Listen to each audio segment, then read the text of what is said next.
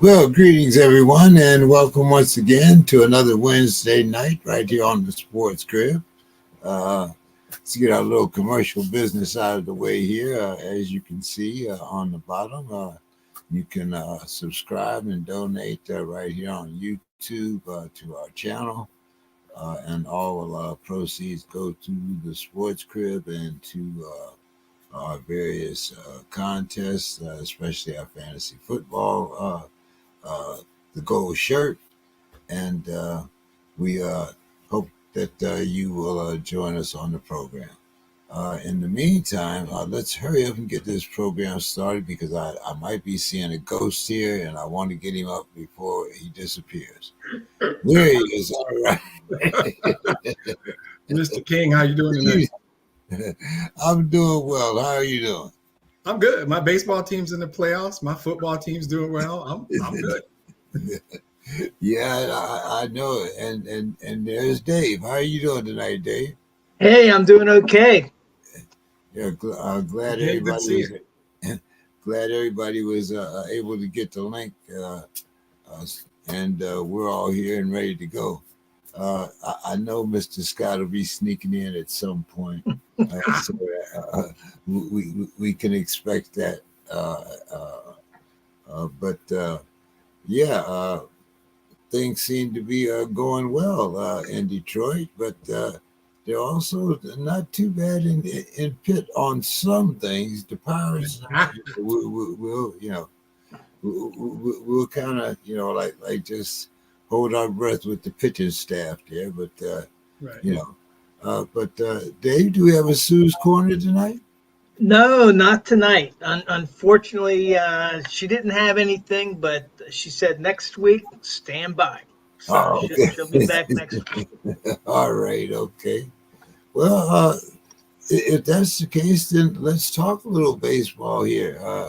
We don't get much of a chance to talk baseball except when Demetrius is here, of course, or I think he might be stopping by. So I kind of make sure that he has his specialty sitting out here waiting for him. I kind of tee it up, but I don't really have to this time because it seems like the Tigers made the playoffs, or at least you called up your young pitching prospect. What's his name? Jackson Jobe, we just called up. Yeah, for your wild card run. How are things looking there, Reg? It's that's fine. Shout out to Reg wherever he is. It's actually, I'm biased, but it's a pretty amazing story, right? Because August 11th, we were 10 games out. We were sitting at 55 and 63 a couple of weeks after the deadline where we traded, honestly, 5 of our top 7 or 8 guys, some guys to get prospects back. So the idea was we're prepping for next year. And then they just called up all the kids and they just came up and started playing baseball like we used to do when we were 7 or 8. And they're just out there having fun. And they've got the best record in all of baseball since August 11th. They're finishing off Tampa right now to continue to hold one of the playoff spots. And with 4 games left after the night, 3 of them against the White Sox, historically bad White Sox. I'm not trying to be too counting the chickens before they hatch, but it's looking good. But it's more just even if something happens and they don't make it, it's the story of the last 6 weeks and what they've done is historic. It's like a once in a 50-year type thing. They're like 30 and 11 or 29 and 11 since August 11th. That's just, and the how they're doing it is what's remarkable. They traded their second best pitcher. They've called up all the kids, like anybody playing well in AAA or not. Everybody, come on up, right? And these guys are just out here finding ways to win games. He's doing this. He is AJ Hinch, the manager, doing this untraditional starting bullpen pitchers at games, and a reliever will pitch 2 innings, and another reliever will pitch 2 innings, right? Oh, by the way, we might have the Cy Young Award winner at the top with Tarek Skubal. So it is the way they're doing it. The best analogy is they're actually the Lions 2 years ago when the Lions were 9 and 8 and they went to Lambeau. They needed, I think, the Rams to win earlier in the day, and the Rams didn't win. So they went to Lambeau for a Sunday night game with nothing to play for except to keep Green Bay and that old bastard that's in New York now out of the playoffs. And they went and won that game. And that was a catapult to last year's 12-5 NFC Championship team, which I believe was a catapult to whatever this year's going to be. It is fun. It is, I love baseball. And right now, the last week of baseball, my team is playing meaningful games. Like, I've got it over here on the screen. I apologize. If you see me doing this, that's what's happening, right? The game's in hand and it's almost over. But something about your team being in a chase, it's special. I love football. The Lions are, how I feel about the Lions. Something about baseball, though, man. And this team wasn't supposed to be here doing what they're doing right now. And they may go into the playoffs and get swept, and it won't matter. I don't care. It's baseball. It's different. I got to check the Twins game. I got to find out what the Royals are doing. It's one of the reasons we love sports, and it's just exciting. It's exciting for the city of Detroit. We got these games, and then the Lions don't play Sunday, the last game of the season, which might be meaningful. They play Monday night, and then the Tigers might be in, say, Houston, Tuesday, Wednesday, Thursday in the baseball playoffs. The next 10 days could be crazy. So it's exciting, and obviously I'm excited. I'm not rocking the Lions shirt tonight. I'm going with the Tigers. I shot time there. Dave looked like he was okay with me waxing poetic about my baseball team. So I went a little long. I pulled a Bill Carroll, but it's a special thing right now with this baseball team in Detroit. So I appreciate it. Well, we know we didn't have Bo tonight, so since you took up the time for the Mariners because they made the playoffs too, in spite of Bo's dismal. Bo was really down on him. He was. But Don, how are you doing this evening? Can you hear us? Yeah, can you hear me? I'm good. Yeah, everything all right. So we got you on the first try. What's happening down there in Texas? Usually it's the Rangers and the Astros. Well, your Astros came through, but I don't know about them Rangers. They're out, aren't they? Yeah, they're suffering a little bit. Astros are playing good. They're they're pretty solid. They're in good pole position, I think. I don't know if they're going to win it all, but they're fun to watch. Okay. And us guys that follow the Pirates, I guess we can just observe. But how did our two pitching prospects end up so far there, Dave? Well, Gaines has pushed his ERA down to under 2.0. I think he's like 1.99. He's 11-3. They have 5 more games. Actually, they're playing now. I think they're up 3-2 tonight. But they have to go 3-2 in these last 5 games in order to match last season's record. And, very disappointing. And in my final thoughts, I'll be talking a little bit more about the Pirates, about a really personnel move that they did that caused a little bit of grief among the Pirate fans. Ooh, that's called a teaser, everybody. That's called a teaser. That's stick your ass around for 2 hours and wait for that. Hopefully Jeffrey Fan will be joining us when we start talking NCAA football. But let's there's this amazing guy, and we talked about him. I think at first we were worried, was he going to make the 50-50 club? Well, seems like he's established his own club. Right now it's 52-52. So, Don, what do you think what do you predict his record is going to be at the end of the season? I think he has 5 more games left? Yeah. He's got 52 homers, 52 stolen bases right now with 5 games left. 5 games left to play. Yep. Yeah. So what do you think he finishes at, Don?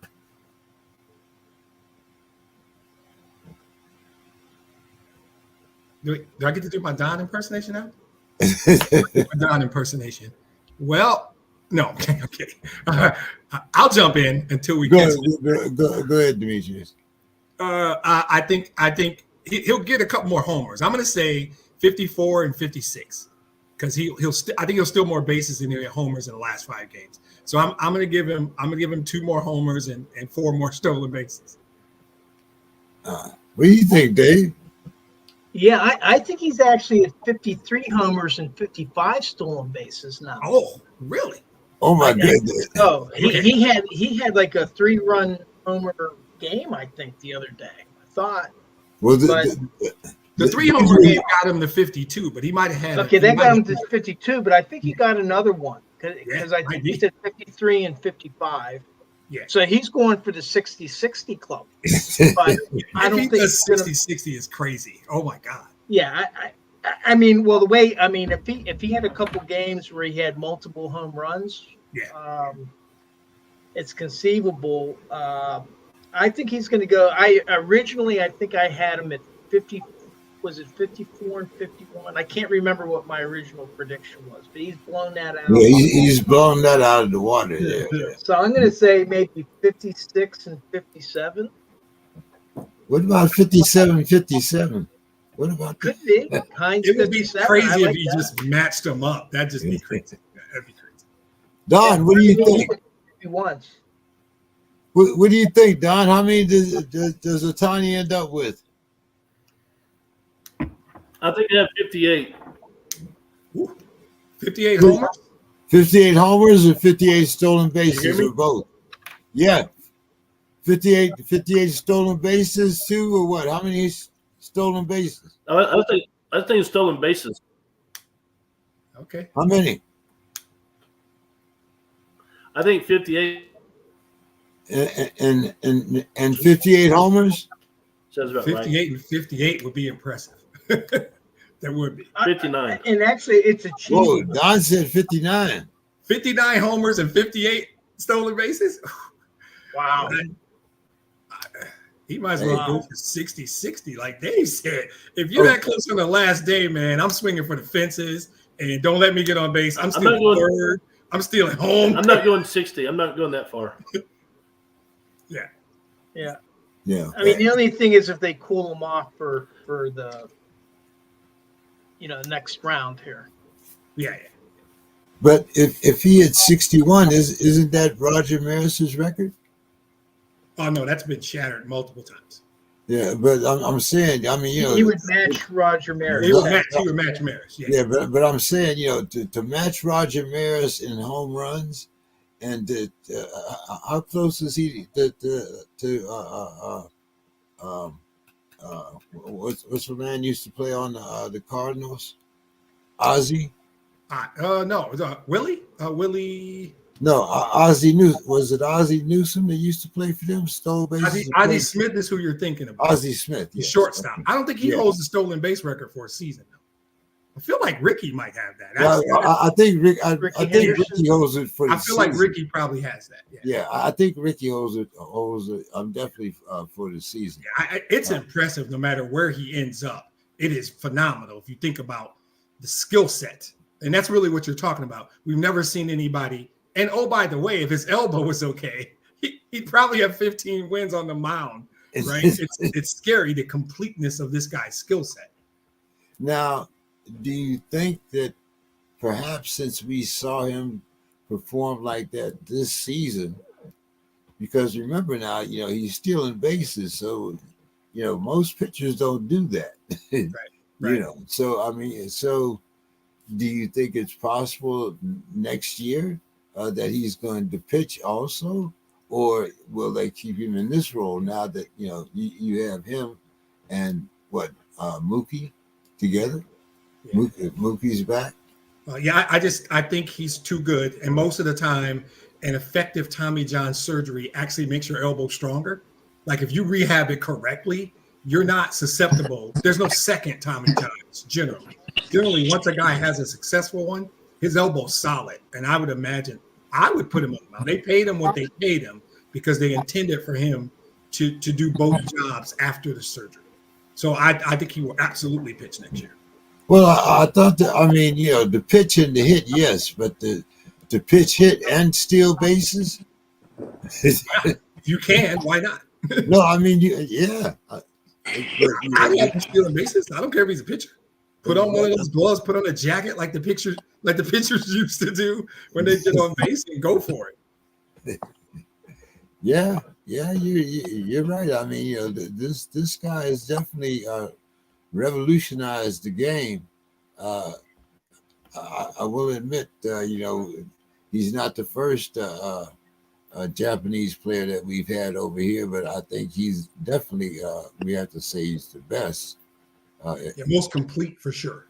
So who's comparable to him? I mean, you've had people that were good pitchers, but then shifted to become a fielder and batter. But I've never seen it where in one season a player do both. I mean, I think he's incomparable. There's no comp. Babe Ruth didn't steal bases. That's the thing. There's no comp that we know of that we ever saw. It just doesn't. Right. Yeah, I agree with you. Yeah, it's like I said, just if you're a baseball aficionado, even if you just like the Dodgers, I mean the guy's phenomenal to watch. So yeah, I'm definitely with you. But now we have another record that's being broken.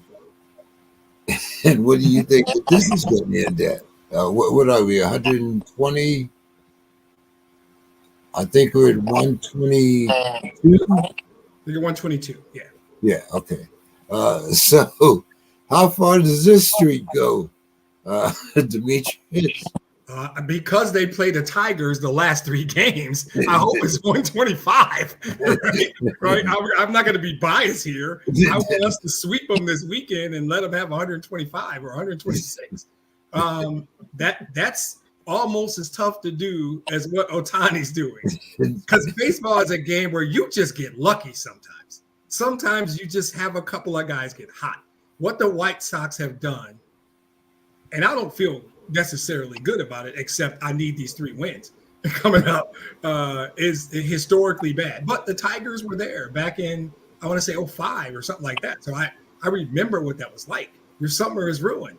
Mid-April, we're going to suck for the next 6 months. And if you're a sports fan or a baseball fan, it ruins your whole summer.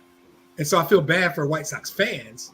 But yeah, I think they end up 124, 125. Yeah, which is, historically bad. It's once in 100 year kind of thing. So that's not good. Don, how many games do you think the White Sox are going to lose? They're at 122 right now. Oh, who knows? By the way, I'm no longer on my computer. I'm using my phone. Okay. I said, F-U-C-K, that computer. I'm on my phone. So if I seem a little bit different, my head's tilted different because I'm holding. Oh, yeah. I'm actually able to recline on my recliner a little bit further. I see. You look more comfortable. Yeah, you do look I am more comfortable. To be honest with you. A lot less frustrated. So they've lost, 120? You said 121, right? 122 now with 4 left. I think they might be tied right now, by the way. I think they're good to lose half of those 4. I say go 2-2 final 4 games. So you'll make you say 124. Demetrius says 125. Out of a sweep for the Tigers. So what do you say, Dave? Yeah, I mean, 124, 125. I mean, they're going to lose at least a couple of these games, and you think? it's. I mean, this is worse than any Pirates team. Wow, it's just shocking. Really. And the thing is like, at least in some other sports, you kind of gain a bigger advantage in like the draft with the NFL. Now they'll gain an advantage in the baseball draft, but that's not the same as the NFL draft. I don't think so. Does Yeah, baseball have a they're just lottery? bad. What's that? No. Does Worst team. baseball have a lottery? No. They draft worst team first. Okay. Yeah. Baseball, But I don't think it's as much really different. advantage like the NFL. Yeah, the first round draft pick in baseball, he's still not going to be up for, I don't know, 3 years maybe. I mean, if you're lucky, maybe sooner. But if you draft a high school kid, you draft and develop. So it's not similar to NFL or even NBA. Those guys take time to cook down in the minors. Well, hey, it's historic. I mean, I've seen some bad back in the day, the Indians teams. I remember, but that was Grandpa's team. We'd go up and watch the Indians get beat up, and at that time, the Pirates were my uncle's team. And the Pirates, had Stargell and the boys, so the Pirates were doing good, but the Indians were historically bad back then. That is a straight up dichotomy. Those late 70s Pirates teams were some of the best in the history of baseball. And those 70s Indians teams were 17 people in the stands watching at a horrific stadium, by the way. That was not a place to go watch a baseball game. No, but back in the day, it was a Cadillac. Tickets were cheap. Tickets were cheap. Hey, and you could get a beer for a quarter and a hot dog for you get 2 hot dogs for 50 cents. So, was it $5 for $1? Yeah. And back then, you complained of inflation. You said, this is too much for a hot dog. Right? Yeah. Exactly. Little did we know. I remember you complained about gas at 29 cents. Tell them my age now for real, guys. Oh, man. Demetrius, has there been any movement since the last time you were here on the integration of the Negro League stats? Yes. Yes. They adopted that a while ago. It's going to take time for them to go through. And the challenge was then you just didn't have documentation. So right now what they have is some guy with a box in the basement with old school scorecards. All of us know what a scorecard is, right? This is the stuff that they've got a staff of people going through to accumulate what some guy's batting average was in 1994 as they barnstorm. So it's a process, but they've acquired it. They have an agreement. The museum in Kansas City is putting all this together, and some they have announced what they know they've already integrated. They're not going to go through a change. There are guys like Double Duty Radcliffe whose numbers would be obscene, but he was playing a lot of games, and the seasons weren't as accurate. So if they played 120 games versus 140, it's tough to do all that. But what they have, they've already added quite a bit in, and they're going to add more. And I think the more information they get, and they get it into the database, it'll kind of be incorporated within. And I think the reality is there'll be no major shifts. The guys who should be acknowledged, we already know who they are.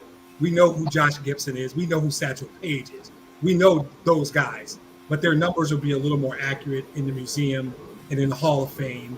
I don't think you're going to see any records change because, some of that stuff is just notes on napkins, like literally notes on napkins. He stole 5 bases today, right? So that part is tough, but they're going through it. They're putting it together, and it's but the major leagues have already agreed. If they can validate real data, they want that stuff incorporated into the information. Maybe not so much there's no quote unquote record book. This is information, and what they have, and it's all subjective anyway. So. Demetrius, what'd be interesting to compare is like Jackie Robinson's Negro League stats versus his Major League stats. Yeah. What was he?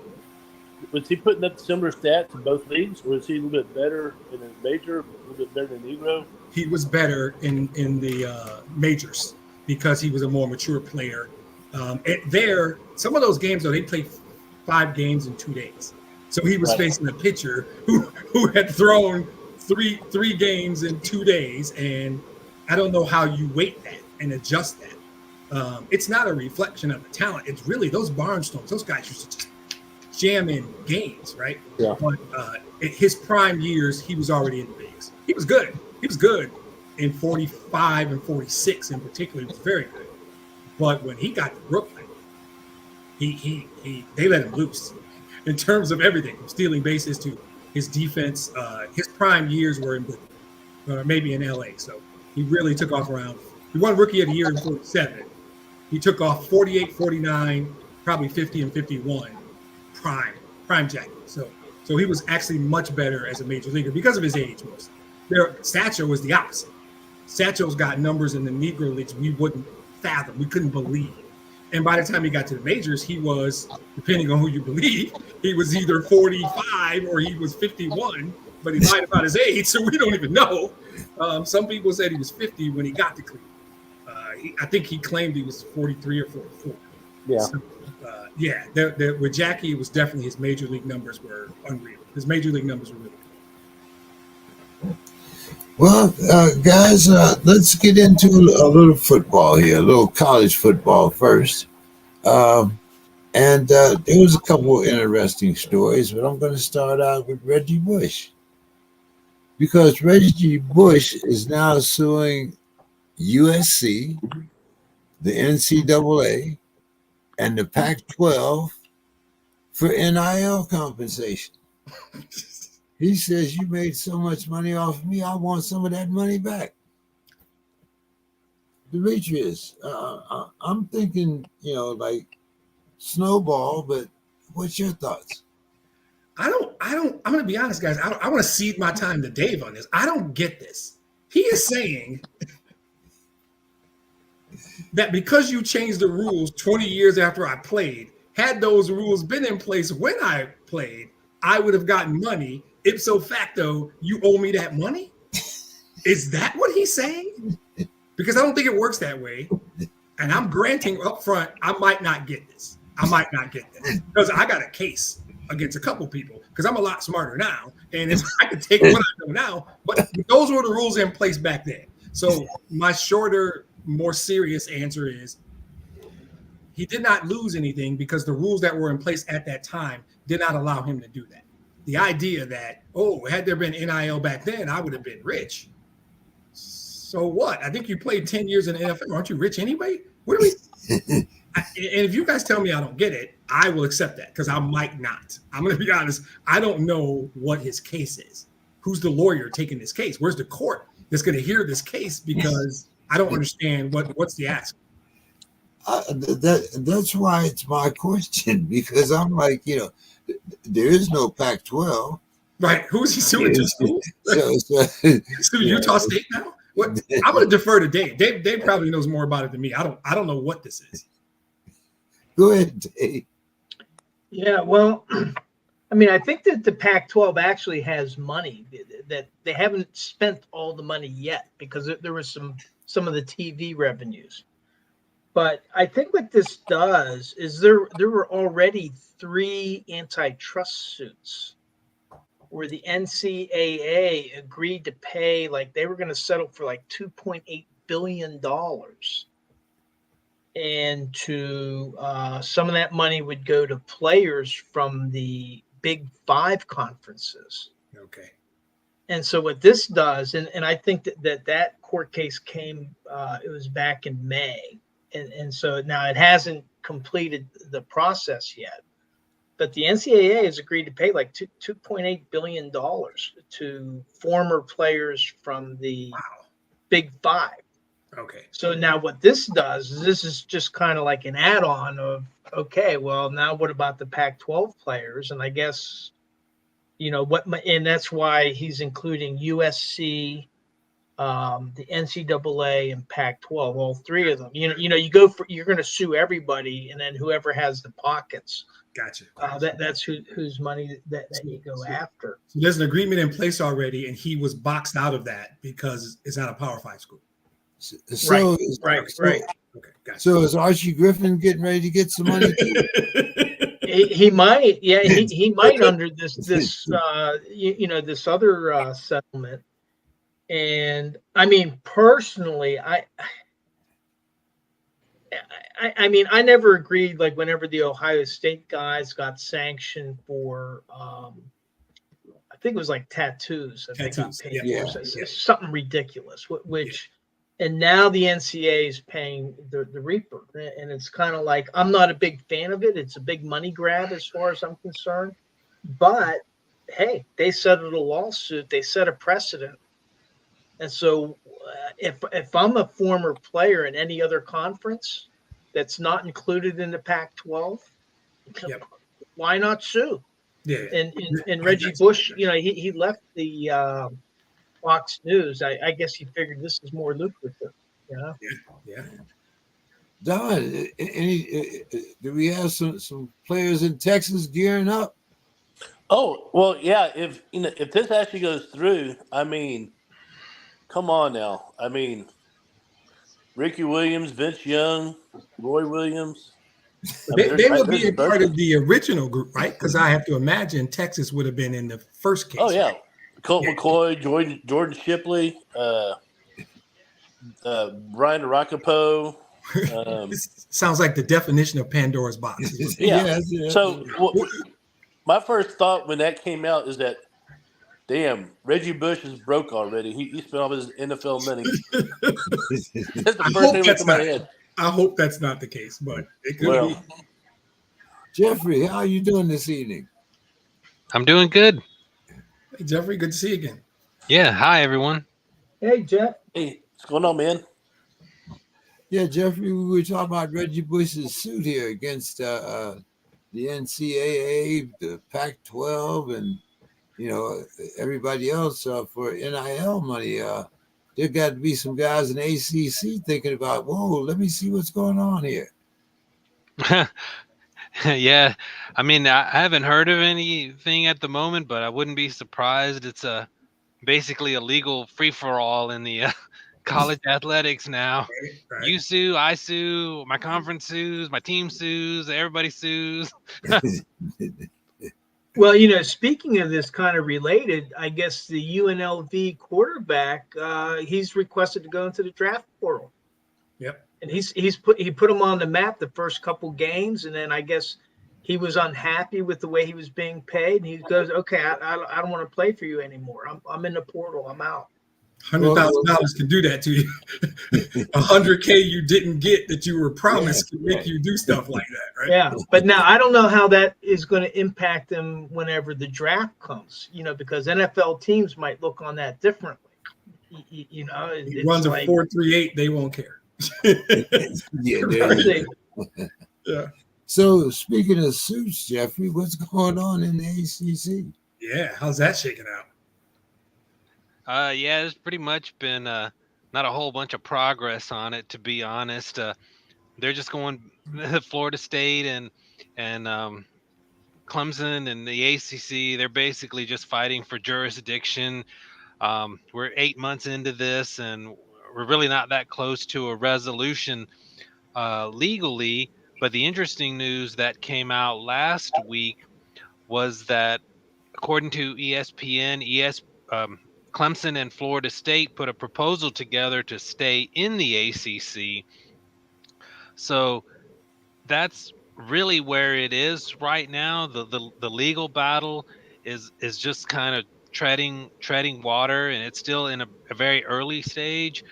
So I don't think you're going to see a lot of resolution there. But the proposal to stay in the conference with a reduced grant of rights from the year 2036 to 2030, and also using television media valuations calculations somehow to give more to the brands that have the higher media value, is what's on the table now. It was in front of the ACC presidents, it sounds like.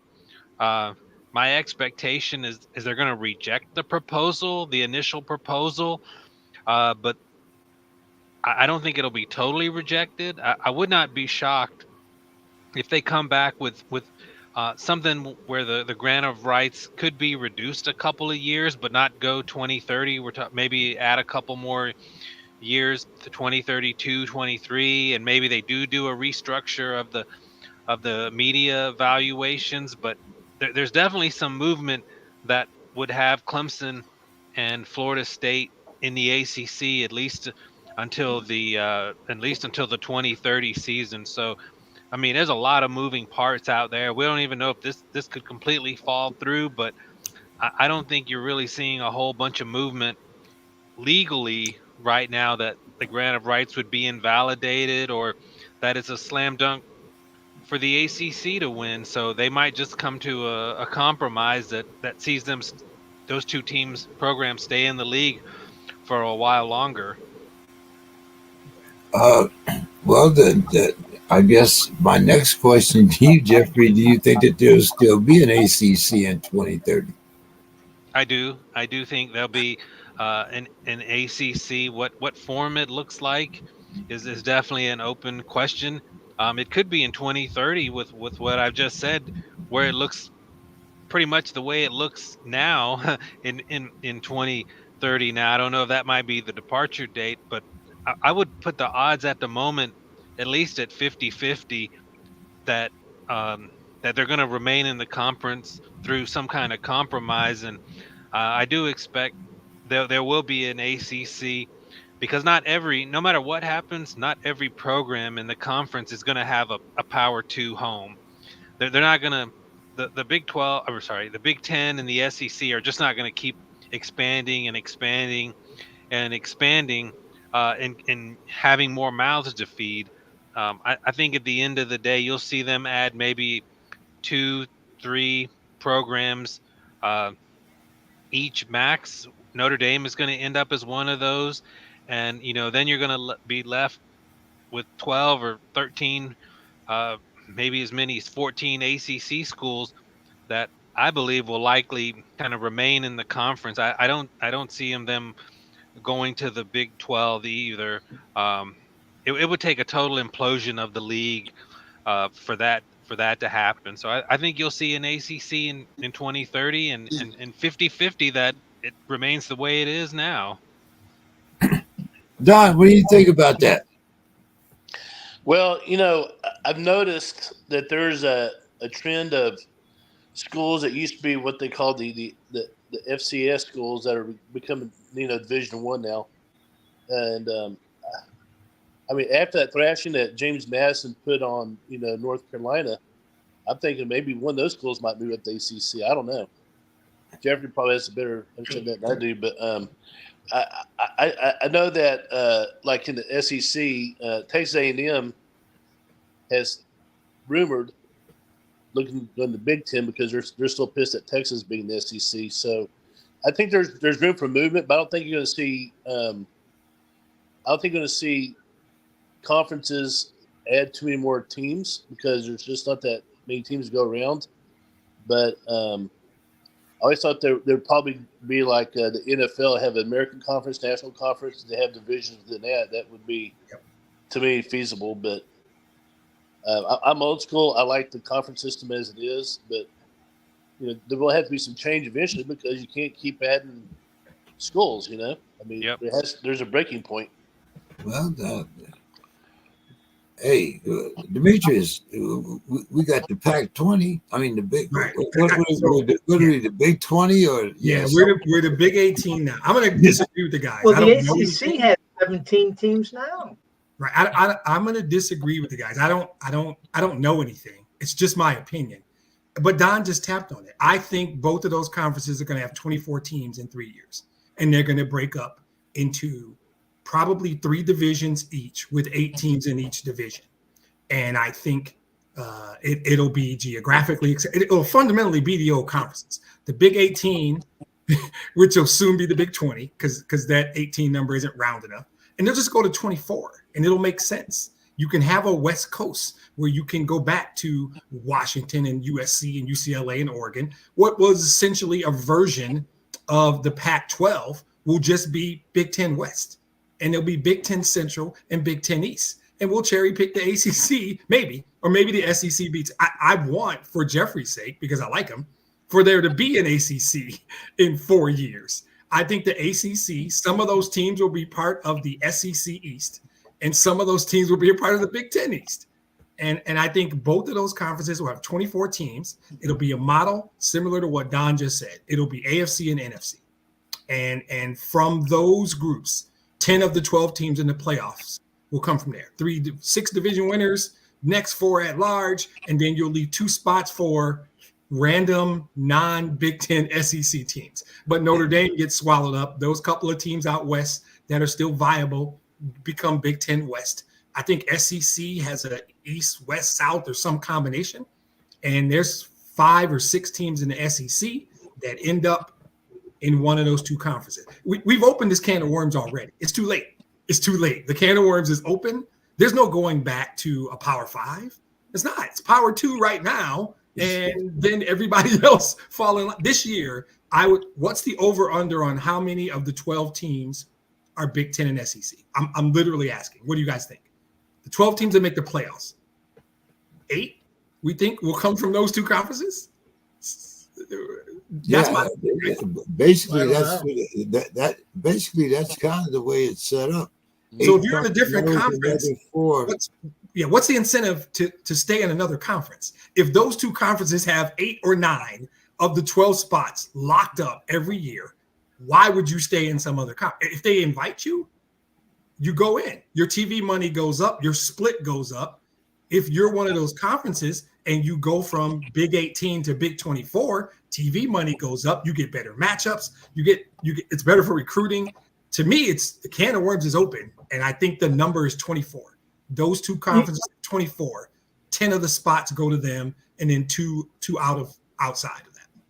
I wanted to ask Jeff. What does California and Stanford think of all this? They've just come into the ACC, and what do they stand? Where do they stand with this? They're just happy they're not in the Pac-12. That's I mean, that really, you see Oregon State and Washington State, trying to legitimize their league and, getting turned down by schools from the American. Now they're in this legal fight with the Mountain West. And, I don't know, what the future will look like in 10 years from now. And even with in 2030 with a potential compromise, at least until that point, likely. But I think for right now, or, at least 50-50, I think at this point. But at the moment, Cal and Stanford, they have a P4 home. There's a home for Stanford's Olympic sports playing at the highest level. The ACC is probably the best Olympic sports conference, out there right now. So they have a place for their athletes in that sport. Cal, they went down into Auburn, won that game. That kind of endeared themselves to ACC fans. They've been all over social media. So, I mean, I think they have an eye on, what could happen, 4 or 5 years down the road. But I think, like, right now at this moment, they're like, hey, we're in the ACC. Our current student athletes are able to compete at the highest level at every sport they're in. And, they're looking at it like, at least we're not in the Pac-12 right now trying to cobble together a league with Washington State and Oregon State, who, I mean, it's a shame what happened to them. Those were legitimate athletic departments that had success in recent years. I think Oregon State was in the top 15 last year in football. And, we know about Stanford's Olympic sports. Oregon State had an Elite 8 basketball team not too many years ago, a national championship in baseball. So these were legitimate athletic programs, that are just, fighting for their lives now. Yeah. Everybody's fighting for that money. But Jeffrey, Let's talk a little bit about the ACC football. Like, we mentioned North Carolina. You mentioned California. You know, North Carolina, we kind of used to seeing, I guess what is the aftermath of Drake May? Yeah, that North Carolina was kind of teetering there. They started the year with a win at Minnesota, but they lost their quarterback Johnson to a leg injury, and they're down to their third string quarterback. But you think they could get by James Madison and still start the year 4-0, and I mean that was just a complete defensive debacle in that game. It might be one of the very worst P4 defensive performances we've seen in a decade. I mean, James Madison ran up over 600 yards in that game, 70 points, had over 50 by halftime, and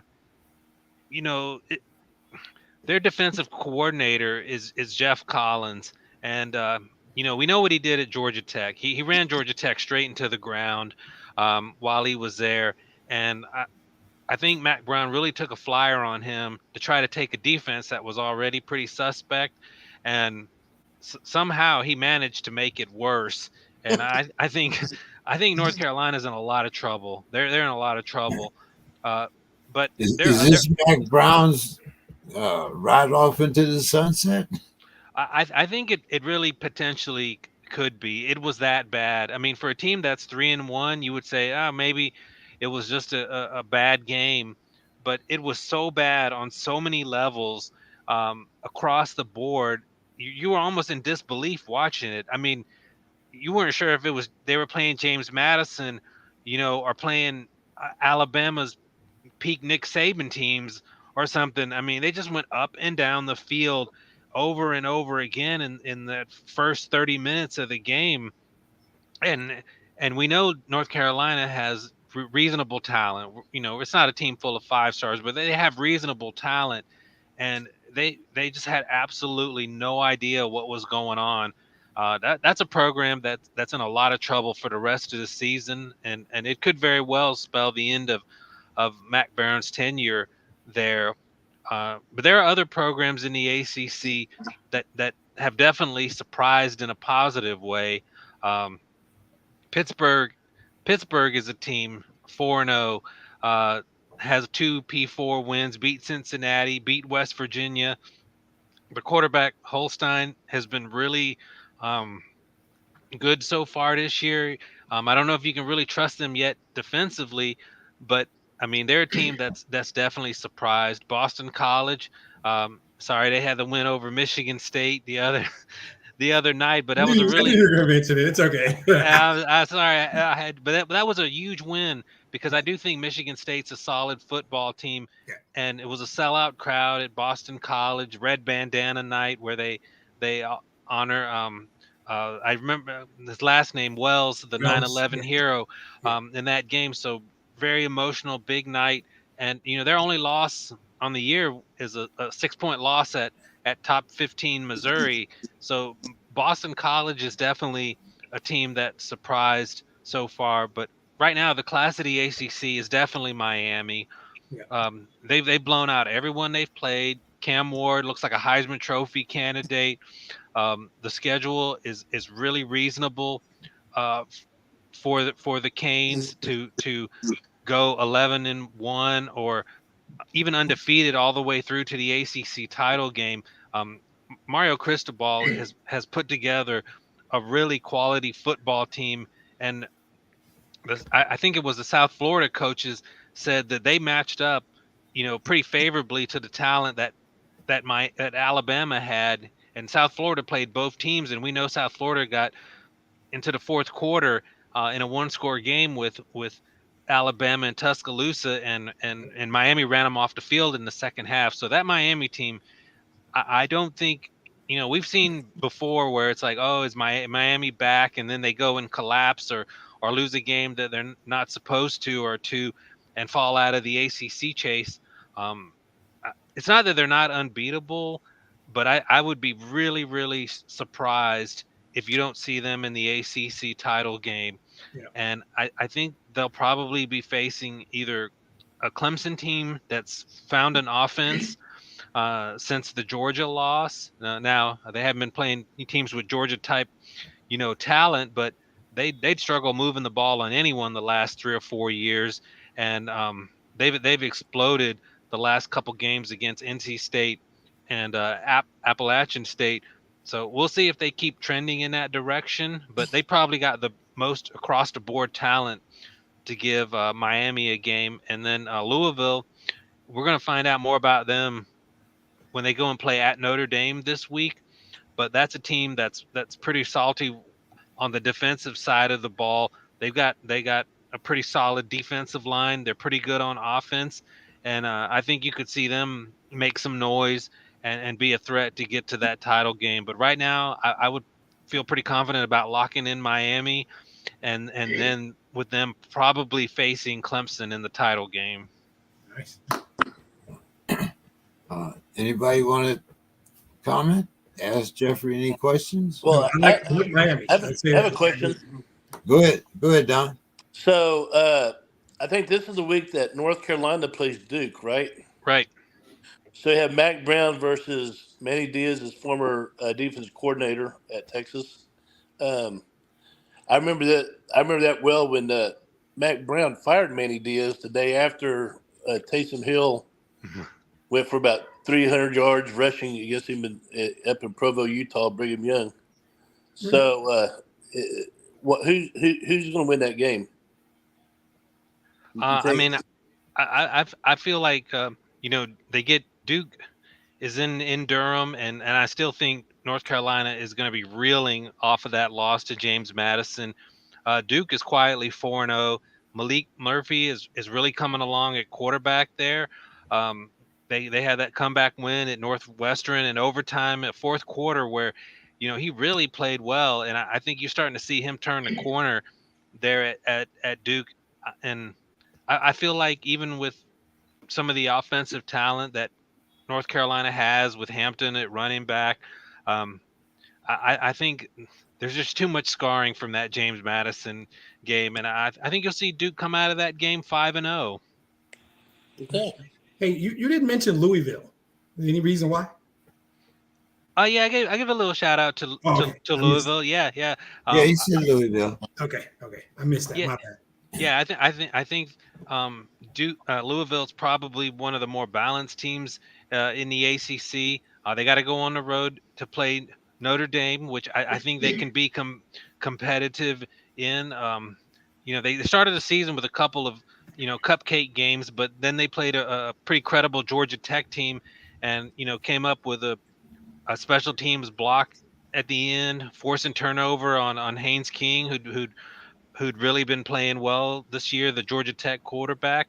I think Louisville is a threat to make the ACC title game. I don't think they'll get there over Clemson, but they're on the short list of teams that can crash that party. Yeah. Good stuff. Dave, he kind of insulted us Pitt fans here, but so I'm going to ask you, Jeffrey, what did you think about the two Pitt victories back to back over Cincinnati and West Virginia, and what's your prognosis of our transfer quarterback? No, I think he's been really, really solid so far, and like you said, James, about the comeback victories. I think when you look at Pitt, where I'm not sure I really trust him yet is in the secondary, but that team has a ton of heart, and that you can't count them out against anyone. I mean, they were down 27-6 against Cincinnati on the road, came back and won. They got down, I think it was 10 against West Virginia in the backyard brawl, and came back and won that game. So then they played Youngstown State and blew them out, and now they're on a bye. And that's a team I think you can feel that can feel good about their start to the season, coming off a 3-win 2023. They've been one of the ACC surprises so far this season. I'm not sure I can really see them getting to the ACC title game. But I mean, all of a sudden you look and you say, hey, this is a team that can maybe win 9 games, maybe 10. They get Clemson, I think, has to go to Pittsburgh, and they're just going to get better because with that secondary that honestly I don't really trust right now. Well, they survived the games where they didn't really play that well, and they start getting that to come along with Holstein playing at quarterback, and they're a really dangerous team, and they've proven that they can beat credible P4 teams out there. Them and Boston College have been my 2 surprise teams in the ACC. Really so far this season. Yeah, I really want to see. They're going to play North Carolina. I think that's their first conference game, and I think it's really going to be important for them to win easily. Yes. Because if it's a struggle, or if they lose that game, then we know that we kind of saw a mirage there at the beginning. So I mean, for me, I'm looking forward to that North Carolina game, and they need to put a thumping on it. Yeah, and that's another reason why I think North Carolina is in a heap of trouble, because they got to play Duke, that Don mentioned, rivalry game. You got to play Pittsburgh, who's off to a 4-0 start, and we know that they're pretty solid. And then they got to play Georgia Tech, who they've had trouble with for years. I mean, their season could really go into a tailspin if they lose to Duke, because I think those are 3 pretty tough opponents that they've got to face here in the next few weeks. Yeah, I do think it's going to be a rough road. I would love to see Pitt start off 6-0. Even if it's at the expense of Carolina starting out 0-6. So, but Jeffrey, Tennessee has jumped up to number 5. Do you think that's a little too much too soon? I don't think so. I know I can't even pronounce his name. The quarterback there, Bill's not here, so. But I mean, he's proven about unstoppable right now, and I know that the first time I saw them this year was against NC State, before kind of NC State free fall there, and I mean they just exploded. On the Wolfpack down in Charlotte, and then they go down to Oklahoma this past weekend, and I think everyone pretty much recognized that Oklahoma, with some of their struggles offensively, was probably not equipped to handle a team like Tennessee.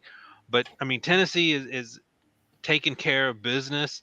I don't see any reason why they don't at the moment look like one of the 5 or 6 best teams in the country now. I mean, of course they still got to still play some of the better teams, the very best teams in the SEC. But right now, I think being right there at 5 or 6 is a pretty spot on for Tennessee. Thing is, we'll find out, right? We'll find out. Exactly. Yeah, and we can exactly. speculate now, but we're gonna find out. But exactly. We'll find out if they really are. But I think at the moment, I mean, they're as readable at that spot as anyone. What do you think, Don? I think Tennessee is the real deal. I mean, now granted, Oklahoma, their offensive line is in shambles right now.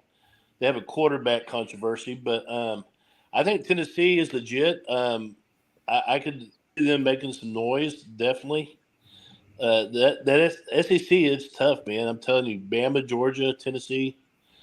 So yeah, it's I think they're legit, but again, they have a lot of games to play yet. That's what makes it fun. We get to watch all these games happen on the field, and everybody gets exposed, and they'll figure it out. There's no hiding. Ask Florida State. Exactly. Dave, you have anything for Jeffrey before we let him go? No, I agree with you guys on Tennessee. They got Arkansas, who they should beat. What will be interesting is Florida, and then they got Alabama coming up, and then that will be, depending on what type of a performance they put on. If they win the first two games, well, that will demonstrate they need to be where they're at, or if they're upset, well, they're going to be bumped down a few rungs on the ladder. That's all. I think they're fine right where they're at right now. Well, Jeffrey, we'll see if they're 6-0 or 7-0 by the time we get back. Like you said, they got a little stretch coming up there, Florida and Alabama. So we'll see. Demetrius, any last things for Jeffrey before we let him go? No, I'm good. Good stuff. Appreciate you not elaborating on Boston College, Michigan State. but good stuff as always. Appreciate it. Yeah. Good to see you again. Yeah. It was only a quality win for Boston College because I think Michigan State is solid. Yeah. And you can't turn the ball over that many times. There's a direct correlation between turnovers and losses in football. 4 interceptions, you don't win. We're lucky that we even had a shot. So Boston College deserved it. They earned it. So, yep. Well, I wasn't mad about Pitt destroying my alma mater, Youngstown State, but at least we took home a big check. So, Don, any last thoughts for Jeffrey?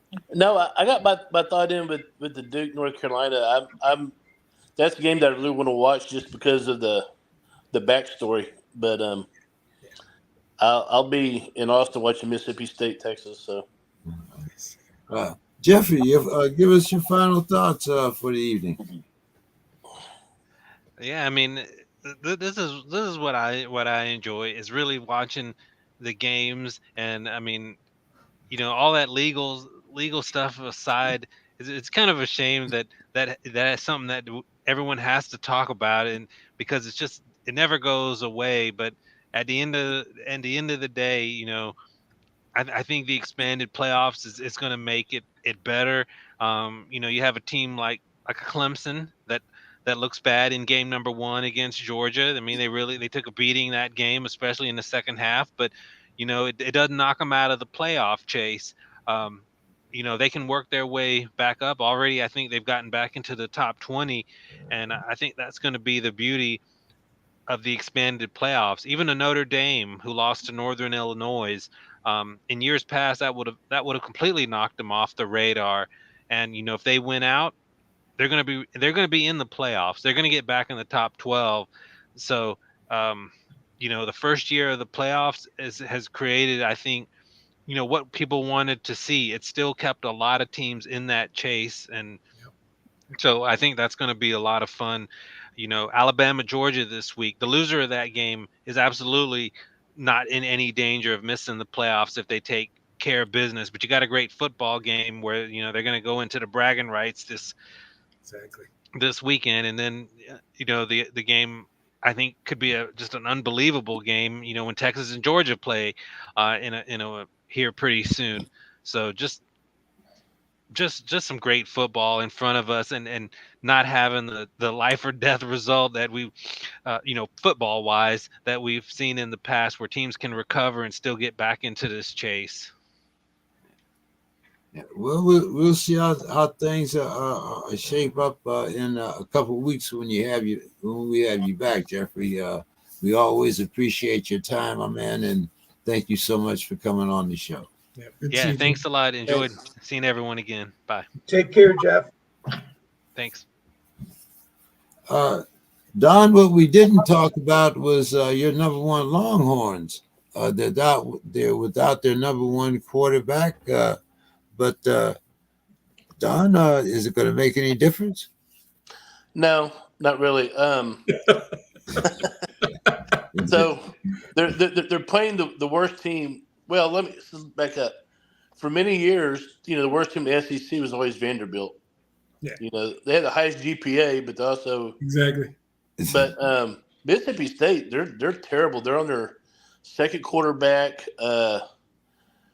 their offensive line is terrible. They lost their leading tackler for the week. So they're just a bad football team, and they're coming into they're coming into the Coliseum. You know what I'm saying? So it's it's going to get ugly, and so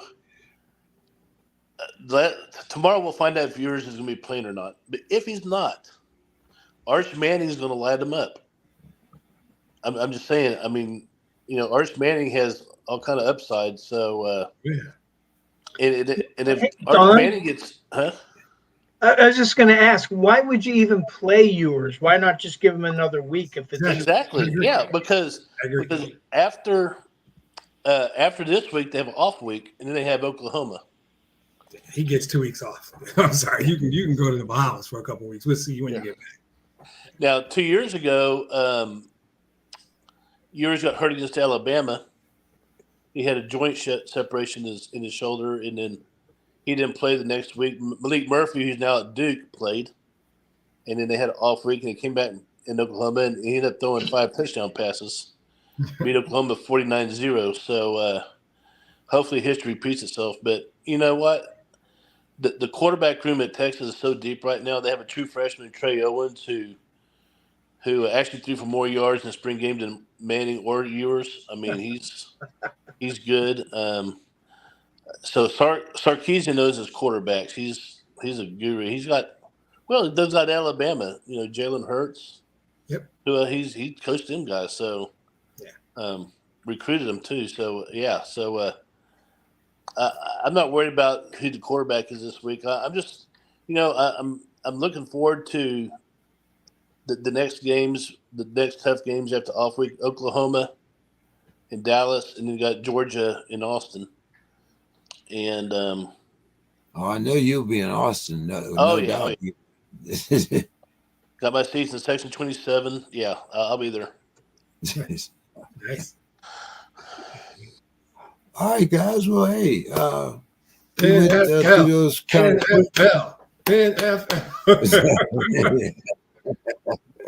All right. Well, let's start with Monday Night Football. The Bills spanked the Jags 47-10. Josh Allen throws for 4 TDs. Are the Bills the best in that division, Demetrius? Yeah.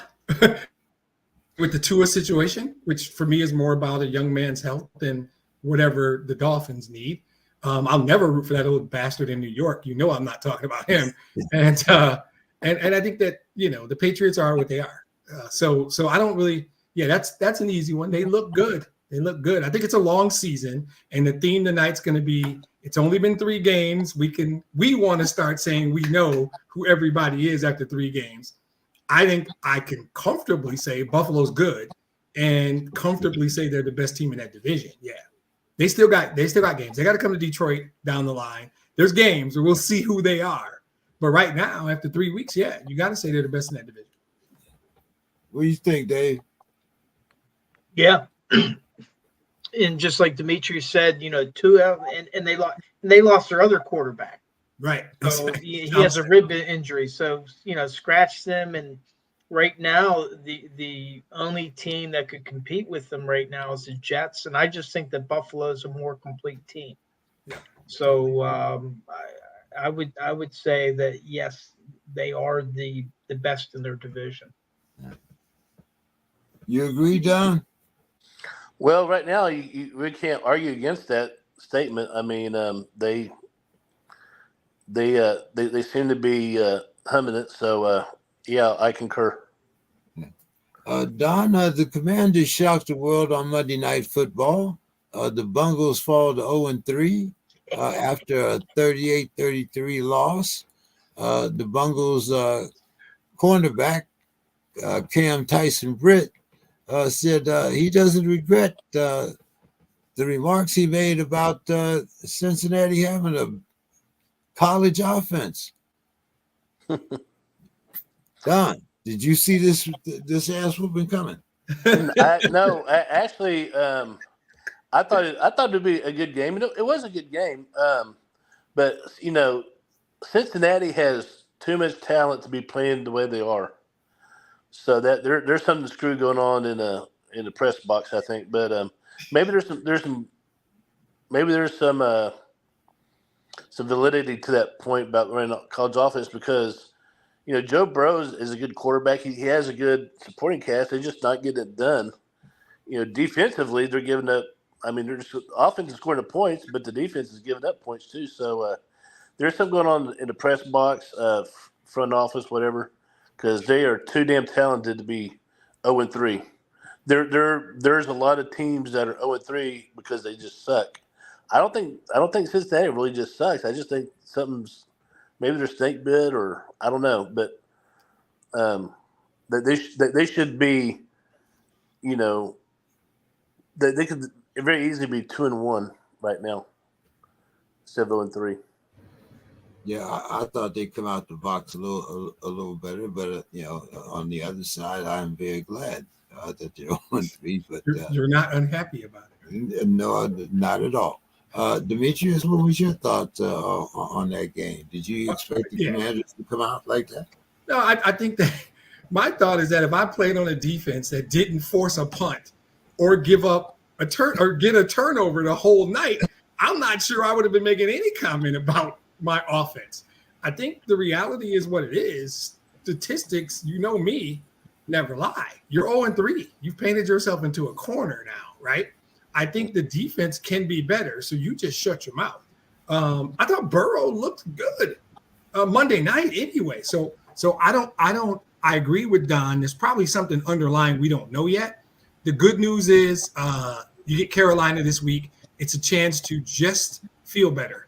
Just go get a win and see what it feels like to win a game in 2024, which can turn it around. But the data suggests you're 0-3, and I forgot what the percentage is. It's very low, making the playoffs. And by the way, you're in the toughest division in football. So there's that as well. Mm-hmm. So, I don't know if Cleveland's that good. So maybe it's not the toughest division.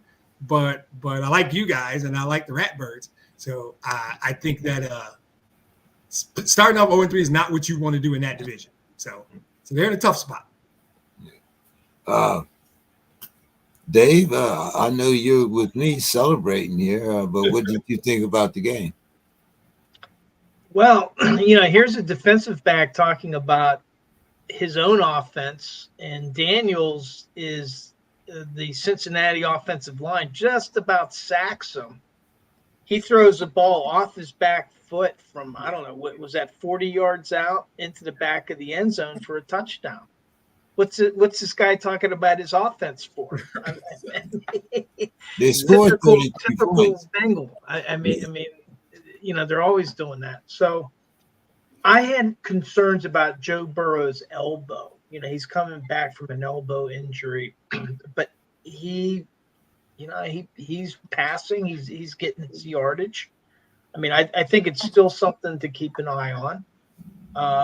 But I think that their defense is a bit in disarray, and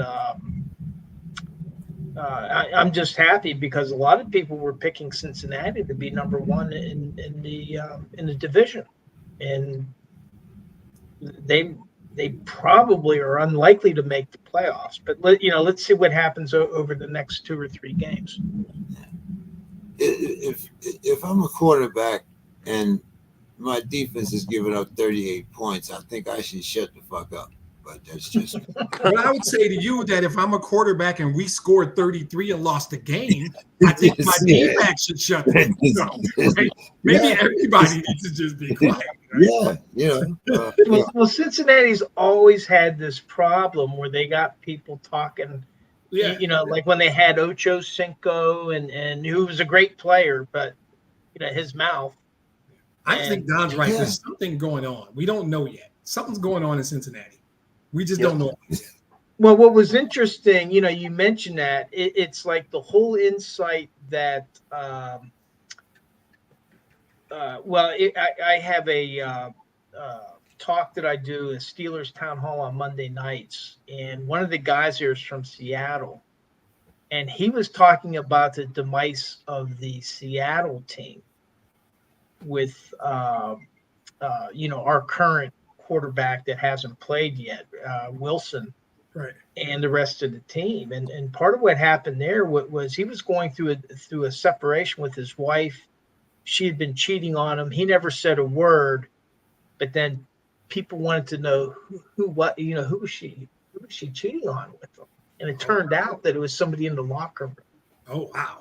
And then there was a big division between the defense and the Legion of Boom and the offense, and some accusations that Wilson didn't represent his people well enough, and so forth. So, the clubhouse dynamics can always have an impact. Now, I don't know if anything like that's going on in Cincinnati, but I was unaware of this whole story with Wilson in Seattle. I was completely oblivious to it until this guy on our chat on Monday night, kind of laid it all out, what happened up there. Dave, I can definitely see Joe Burrow laying pipe to some women on the team. We're after 9. He's good. Burrow has that vibe of the guy that would be like banging at people's checks. I could see it. That's why Cincinnati's 0-3, because Burrow's banging someone. The rumor. No, I'm not gonna do it. I think you heard it here first. You heard it here first. Because the guy ended up with the Lions, but I'm not going to say his name out loud because I don't know. That ain't cool. But I have a pretty good idea of who the rumor was that the guy was, because he ended up in Detroit.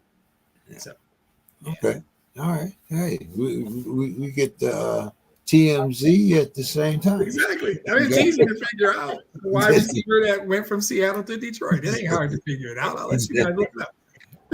It's like Tony Parker banging Barry's wife, cheating on Nate Longoria. Man, that comes first. Wow. There's a great Tiger story from, I don't know, 10 or 12 years ago about that as well. Prince Fielder. This is not uncommon. I'll leave it that way. It's definitely not uncommon. The rumors. I can't prove anything. So. So let's talk about some Sunday games here. We'll start off with the Chiefs. The Chiefs defense, to me, actually saved the day with those 3 stops down inside the red zone. No interference. Falcons quarterback Kirk Cousins, he was 20 of 29 for 230 yards and 1 TD. But the Chiefs wide receiver, Ray Rice, he had 12 receptions, 110 yards, and 1 TD. Okay, we're talking about Rashid Rice, first of all, because we don't want to be talking about Ray Rice. We don't want to be talking about Ray Rice. We're talking about Rashid Rice. That's what we're doing. Okay. I like that. But Reggie isn't here, guys. But the Chiefs are 3-0. Still trying for that 3-peat. The Falcons are 1-2. What's your thoughts on that game, Don? Well, my thoughts is there was flagrant pass interference in the end zone, and I don't really have a dog in that race. I don't really care who won, because I like Kansas City, I like Atlanta, but that was just, the guy was like all over him. So let's just get that out of the way. But good teams find a way to win, and the Chiefs must be a good team because they keep finding ways to win. What do you think, Dave? Yeah, well, what impresses me is Atlanta. After that Week 1 game against Pittsburgh, I thought, these guys are horrible and all this, and it just seems like, hey, that was their final tune-up, and I think that they're playing well. And Cousins has found a rhythm and is passing, and they stayed in the game. And Kansas City is good. I think they lost Pacheco, which could hurt a little bit. But my takeaway from the game is the Falcons are a lot better team than they were Week 1. Yes. What did you think about the Bankers' performance, Demetrius? I loved it. I echo everything Dave just said. Atlanta's better than we think. I picked them to win the South, and I'm sticking with it. but I also agree with Don in that we watch enough football, guys, that one or two plays, sometimes it's a play or two. The NFC Championship game last year, there's one play. The 2 plays the Lions make, they're in the Super Bowl. Their loss to Tampa last week, one play, right? I did a whole final thoughts one time last year on the officiating in the National Football League. I don't think I'm out of line saying that play cost them this game. And if we go 15 or 16 weeks and it cost them a division because of one game, which could happen, it could cost them seeding, right? That's how this game is. It kind of makes it great, but I could do an hour if you guys would let me on how bad I think officiating is in the National Football League. And the fix is super simple, by the way. But I've already done it, and you guys are smart enough to know what it is. So my takeaway is Atlanta's better than we thought. They could have and probably should have won that game. The Chiefs might be susceptible. But I think one bad call by the refs, that's a situation where one call changed the game. Yeah, most definitely. Demetrius, the winless Rams stunned the 49ers 27-24 without their 2 best wide receivers. The 49ers, Brock Purdy, still had he completed 22 of 30 passes. He had 292 yards and 3 TDs. The Rams running back, Karen Williams, he had 24 rushes, 89 yards, and 2 TDs. Demetrius, are the 49ers who we thought they were? They are when they're healthy. I mean, they're who we thought they were with significant injuries, right? That's what the NFL, like Any Given Sunday is not just some shitty movie from 15 years ago. It's legitimate. It wasn't that bad. It was a decent movie, I guess. No, it wasn't. It wasn't, right? Okay, good. But I've never watched it. That's how bad it is. I've never seen it. I'm not going to ask you to. I think when right, the game as a whole, the season is often about attrition. We got hit hard this week, lost 4 dudes, right? Injuries change everything. If you don't have the depth, or if you lose a Christian McCaffrey, right? If you who you lose matters. And the Rams played us to overtime week 1, but they lost Puka and Cup. But the 49ers are missing. So it's a combination of. So your question is, are the 49ers, when they're healthy? Yes. When they're healthy, yes. But even with that said, on any given Sunday, there's 5 teams that can beat them, right? And if they're hurt and they don't have the depth, that's what makes this great. That's why we give it them. It's any given Sunday. I mean, the Cardinals blew the Rams out in week 2 after they went to overtime with us in week 1, and then we manhandled the Cardinals. So none of it makes sense. But I think this one, injury is a big part of it. I don't think there's a great team in this league that unbeatable, that there's no 85 Bears, there's no 91 Redskins. Those teams don't exist in 24. If you don't bring your best game, or if you're injured and you don't have the depth, any team can beat you. Any team. Any team can beat you. We've reached parity. Don, what did you think? Rozelle is doing a jig right now. What did you think, Don? Are the 49ers who they thought they were? I like Demetrius. I mean, so the 49ers, the best wide receiver held out of training camp for most of training camp. He's rusty. They're missing McCaffrey, who's probably one of the more dynamic running backs. He can run, he can catch. He blocks. Picks up blitzes. I mean, he's just that kind of guy. So, Purdy's. I mean, he guys put up good numbers, but they're still losing. So, again, defense has to step up, and if your quarterback's throwing 3 touchdowns of passes, your defense needs to keep the other team from scoring. And then it makes you wonder if someone's not screwing someone else's girlfriend in that block. Because the 49ers are too good to be losing to the Rams. I'm just saying. But Dave, I believe the story is that McCaffrey is in Germany trying to get some kind of treatment, and he might be out for an extended amount of time. So what's your thoughts on these 49ers, Dave?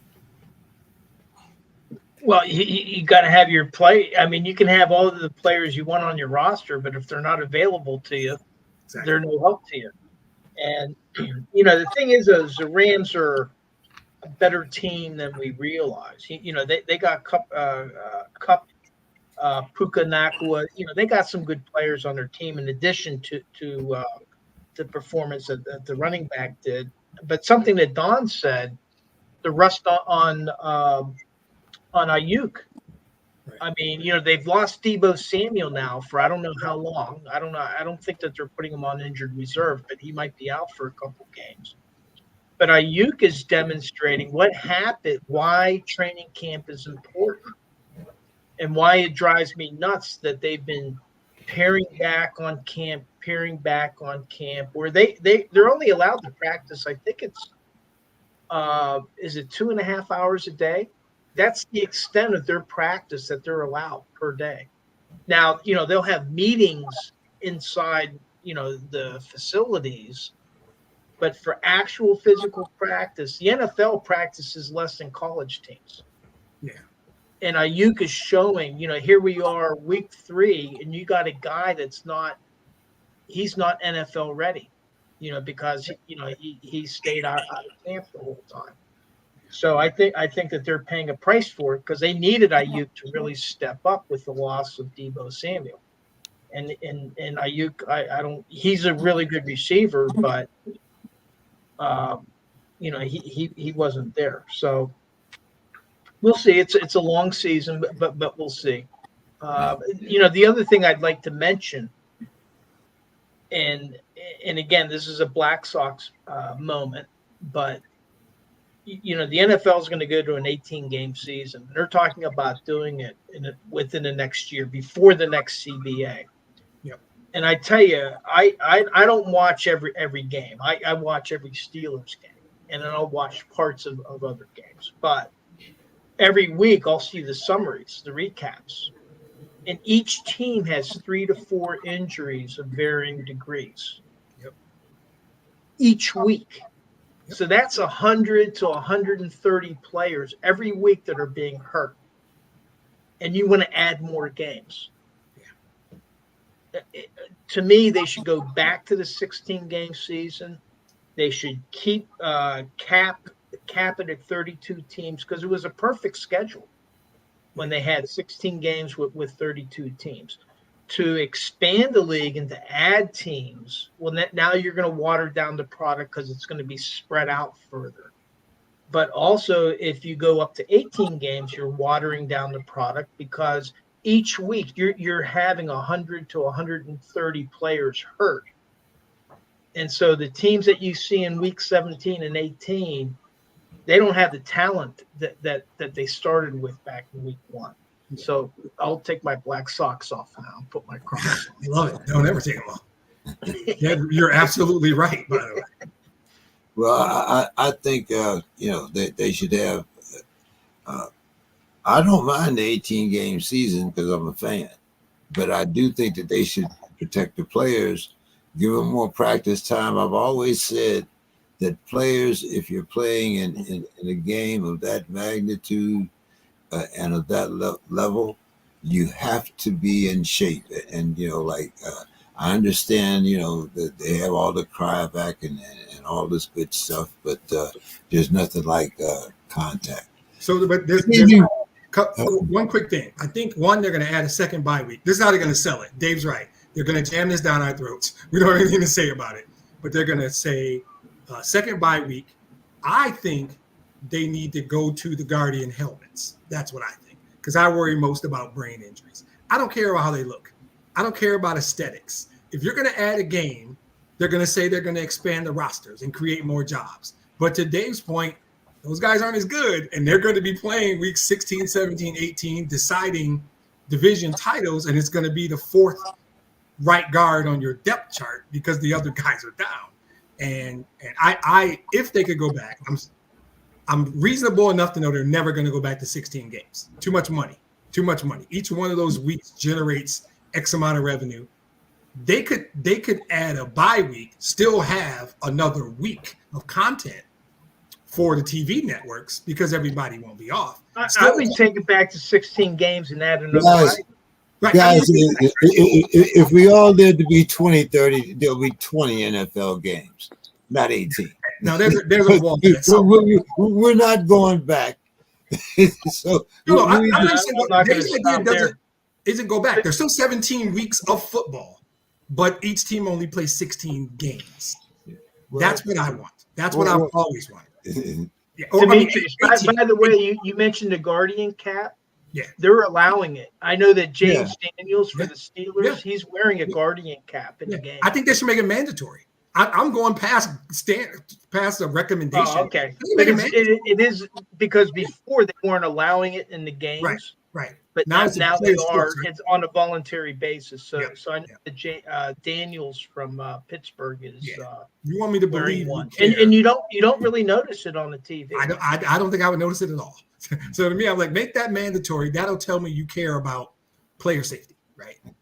Let's let Mr. Scott in here. Mr. Scott, how are you doing this evening?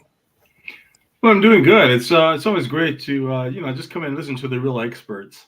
It just really helps me. It's just as a novice, in this game, come and listen to the real experts. But yeah, I'm doing great. Yeah. Yeah, we were earlier. We were talking to the experts, about baseball because we were missing the Twins in that playoff. Well, I was watching it tonight. They've got the lowly Miami team. They lost last night. And then the Tigers of all teams, of course, the Tigers has a great pitcher. Right? What's that guy, Terry Skubal or whatever? They're tremendous. Oh my God. Tremendous pitcher. Again, and always the Kansas Cities that always, they have nothing usually but Bobby Witt this year. But so I don't know. I didn't know if the Twins won. I saw them tie it up. I don't know. Yeah, they're up big. I think they're up 9-2 or something like that right now. Yeah, and I saw, Buxton hit a home run. He shows up at the end of the season, So, well, we'll see. But we're really more Vikings and Lynx. Right now, we're not really that concerned. The Twins, I've always had the managers. I'm not a fan of the manager, so I could do a better job. I really believe that. That's great. Well, let's get caught up here because we were talking about the 49ers and they lost to the Rams, and I was asking the panel here, Mr. Scott, are the 49ers what we thought they were? That's a very good question.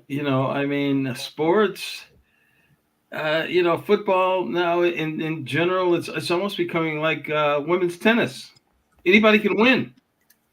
Right now, that's who's really good this year. There's a gentleman in the middle of the screen here that really thought there was a team in Detroit that we call them the Honolulu Blue. Was supposed to be so great in there. Kansas City was supposed to be so great. They don't look like they're themselves. And then with what you gentlemen were talking about, the length of the season, the injuries, they don't wear any equipment. They don't have any knee pads or hip pads or any of these things that might mitigate some of these quads and all these mysterious quads. I think the gentleman in Pittsburgh has this mysterious quad, and the game that they're playing in Pittsburgh. Well, I'm not going to name a starter. His quad is out, and they've won 3 games by the skin of their skinny skin teeth. So, what can you say about what's with the NFL right now? Who is really good right now? They say the Vikings is one of the best. I guess I'd have to co-sign that. Of course you would. Oh, yeah, okay. But then Sam Darnold was dinged up. His knee was dinged up, and then Jefferson had a little dinged up.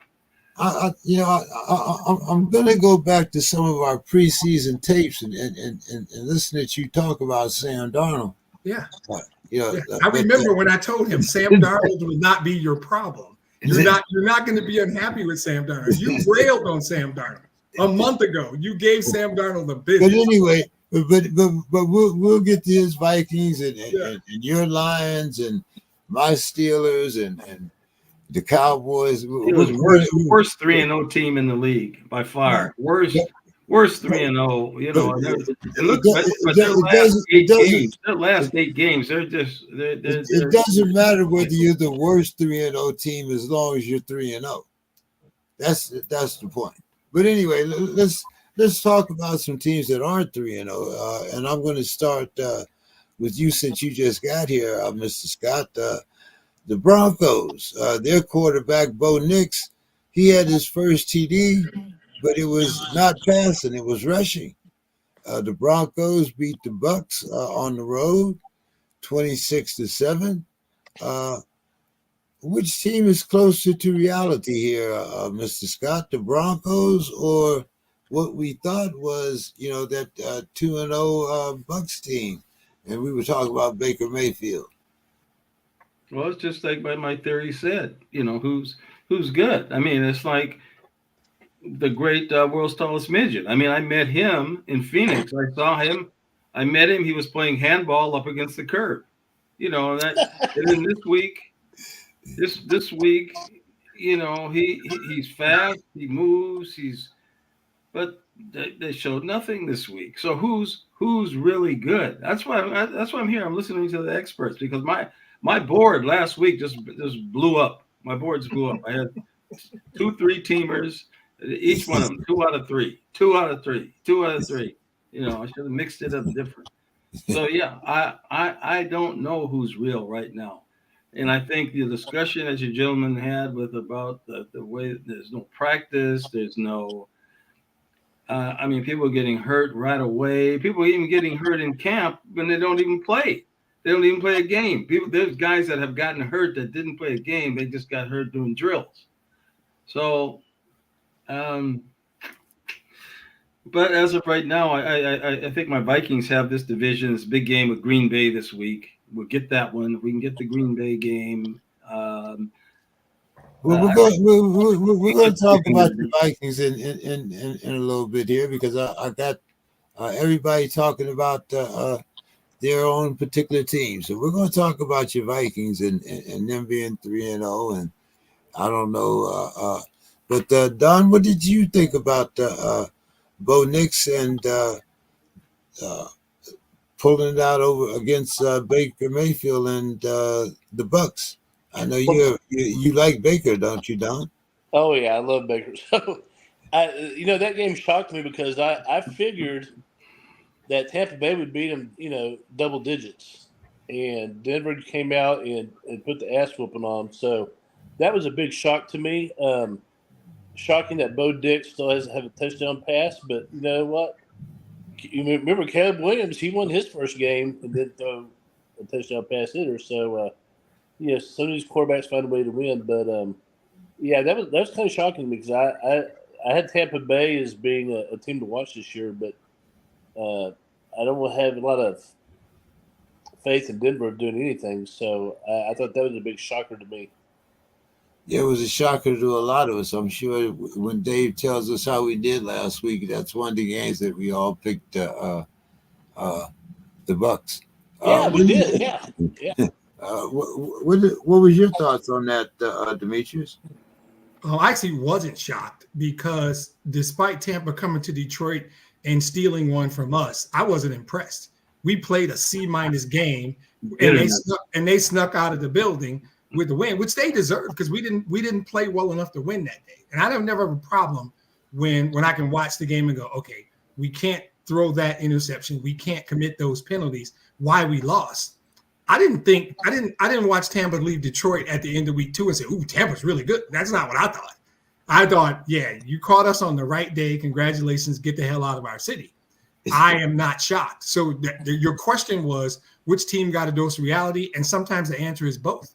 Denver probably didn't suck as bad as we all thought they did. And Tampa damn sure wasn't as good as people started to think they were.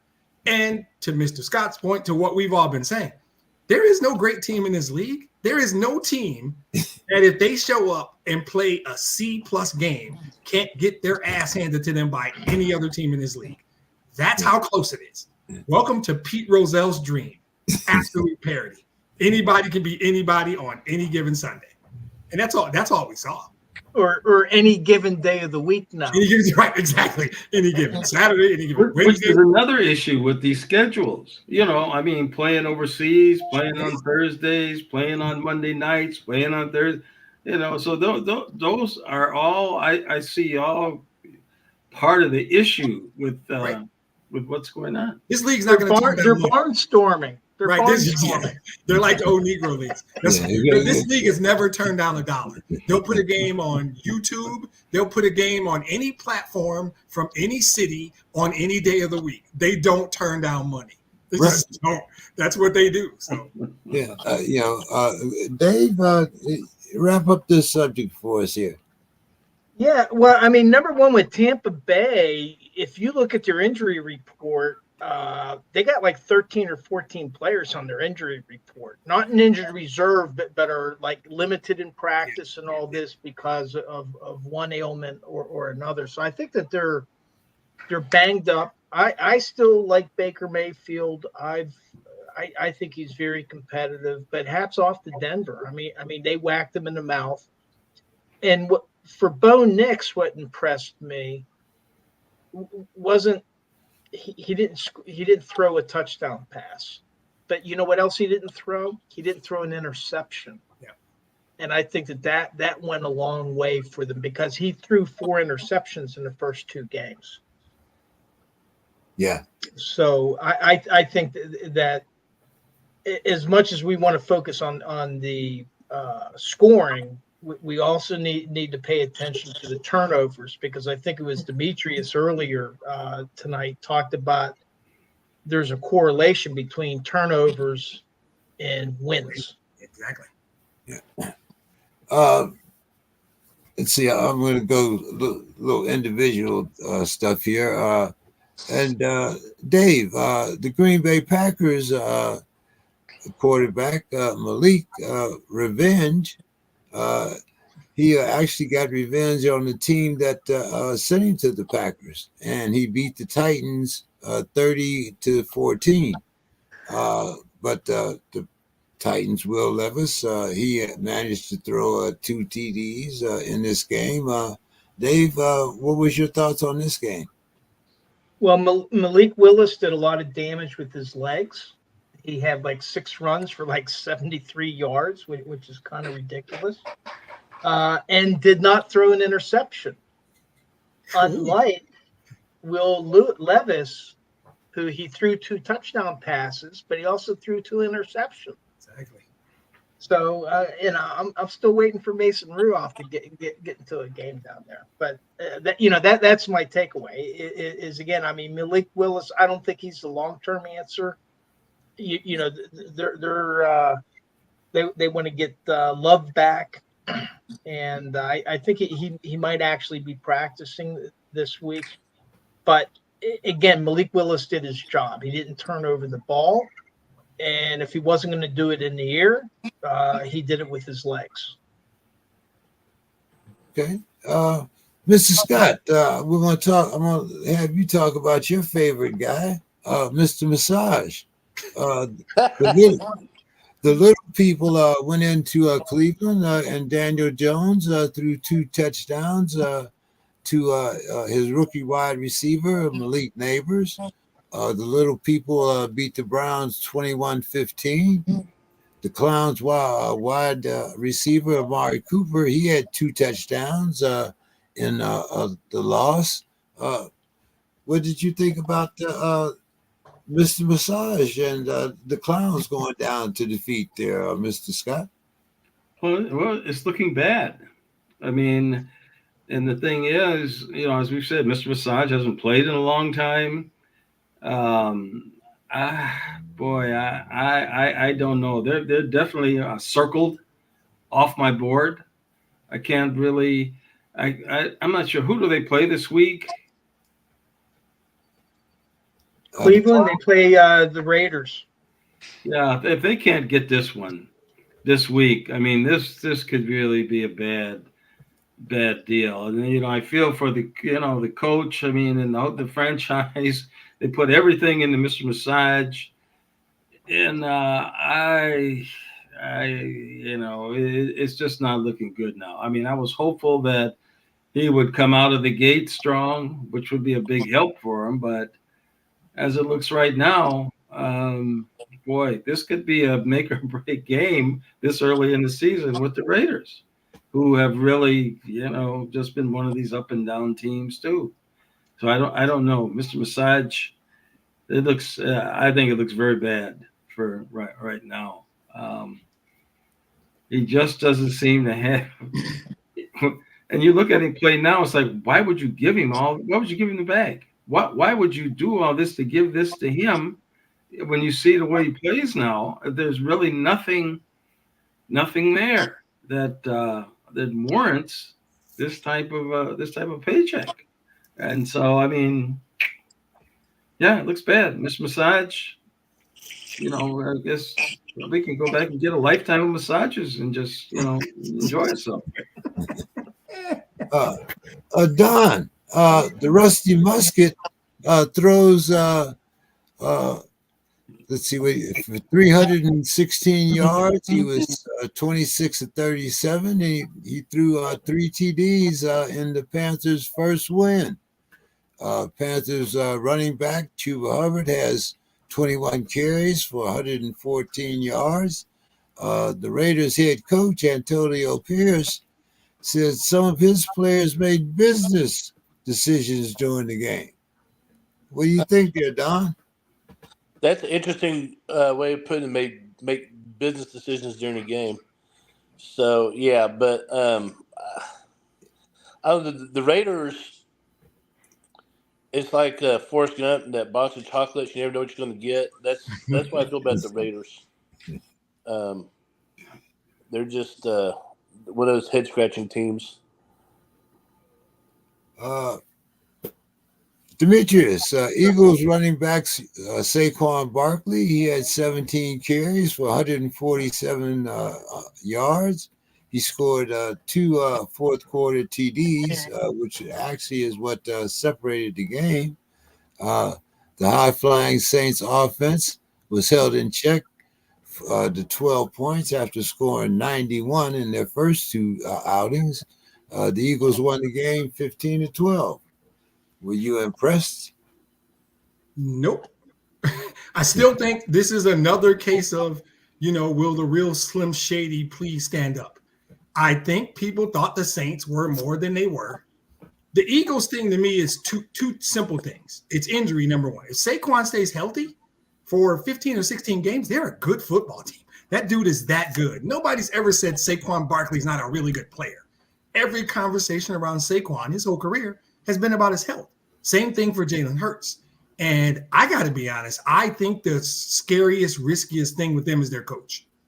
I'm not sure that guy can handle adversity. I think they saw a little bit last year and they absolutely collapsed. And there's 100 stories about what was really going on. But we forget that they lost a potential Hall of Fame center last year who was important. Might have been part of the problem too, but he was an important player. So they've got 2 new coordinators, right? They won a game. It wasn't pretty because I watched most of it. And they beat a team that maybe we all thought was better than it was. So I'm not impressed yet. And I think for them, it's simple. If Saquon and Hurts stay healthy, they're a good football team. They're a good football team.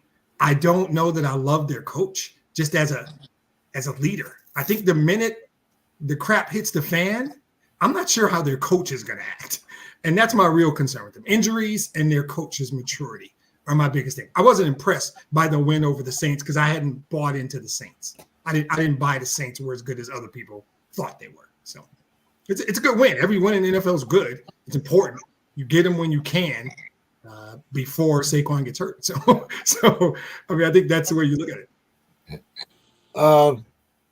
Dave, the Colts running back, Jonathan Taylor, he had 23 carries for 110 yards and 2 TDs.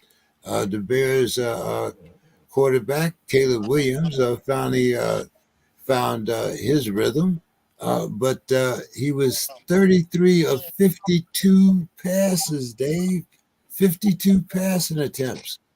363 yards, and 2 TDs in the loss.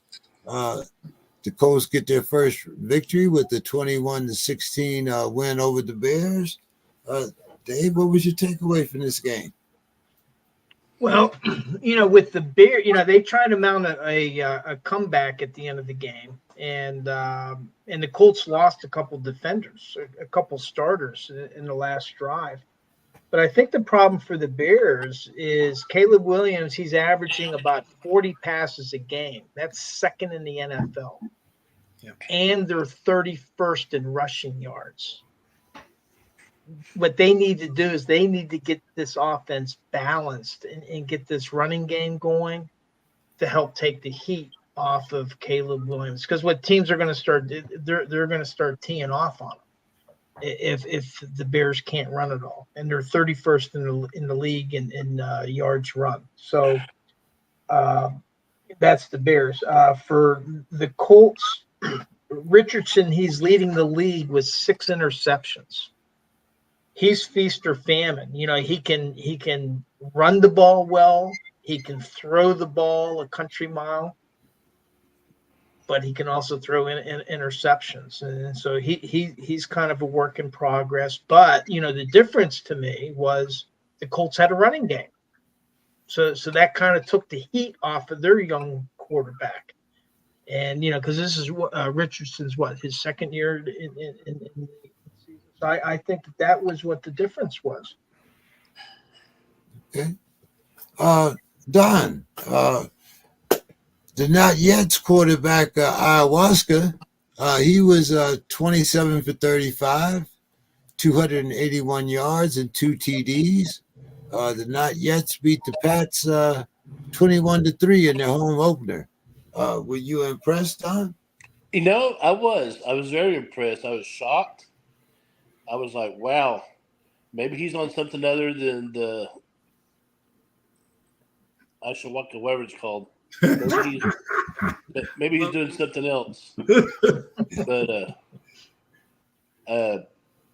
I'm not all into all these Chinese herbs and stuff, but I do know cannabis, so maybe that's being worked in. I don't know. But so the Jets were very impressive. I thought Rodgers came out with the mission. He said, "I'm going to show that Don Hayes in San Antonio, Texas, to shut his ass," and he did. He did. Now, on the other hand, the Patriots just might be terrible. Yeah, Exactly. that's my thought. Exactly. Yeah. Exactly. So I'm going to change my narrative. I'm going to say, Pats are terrible. Okay. Mr. Scott, the Finns lose Tua's backup, Skylar Thompson, in a 24-3 loss to the undefeated Seahawks. Coach Mike McDonald has his team at a perfect start and a 2-game lead in their division over the 49ers. Seahawks backup running back Charbonnet had 18 carries for 91 yards and 2 TDs. Mr. Scott, do you think the Seahawks might be for real? Well, I really wish that another guy who's been ducking me, a guy named Bo, I really wish that he was around to really kind of break it down for me. But from what I see now, Geno Smith, he's been underrated. He's a guy that's gotten his chance. And I see, boy, so far, how can you knock the record? I mean, there's a gentleman here on this panel that thinks a 2-1 Detroit team is going to the Super Bowl. They're so wonderful. They're so great. But, what can you say about the Seahawks? I will say a lot next Wednesday when that Seattle team comes to Detroit Monday night and takes the work. I'll have to get my popcorn. We can put a pin in this until next week, and we will talk about popcorn for that game. Yeah, you wound them up like a clock there, Anthony. That would be a very circle. We'll see. No problem. They'll be in Detroit Monday night. Now I tell you, it's getting like women's tennis, where the number ones go down and everybody go. You don't know all these names you never heard of. Ayahuasca, Kapaska. and these type of people win. So right was now, so I being like the position that they're in, and I have no fear whatsoever of the Honolulu Blue. I think they're overrated. They did the best they could last year. Why They is he went talking far about as the they Lions could right now? go. He asked you about the Far Seahawks, as man. they could go, but yeah. So, but yeah, I'm really looking at the Seahawks. I mean, I like what I've seen of Geno Smith. I really am. Love the Seahawks. Okay, all right.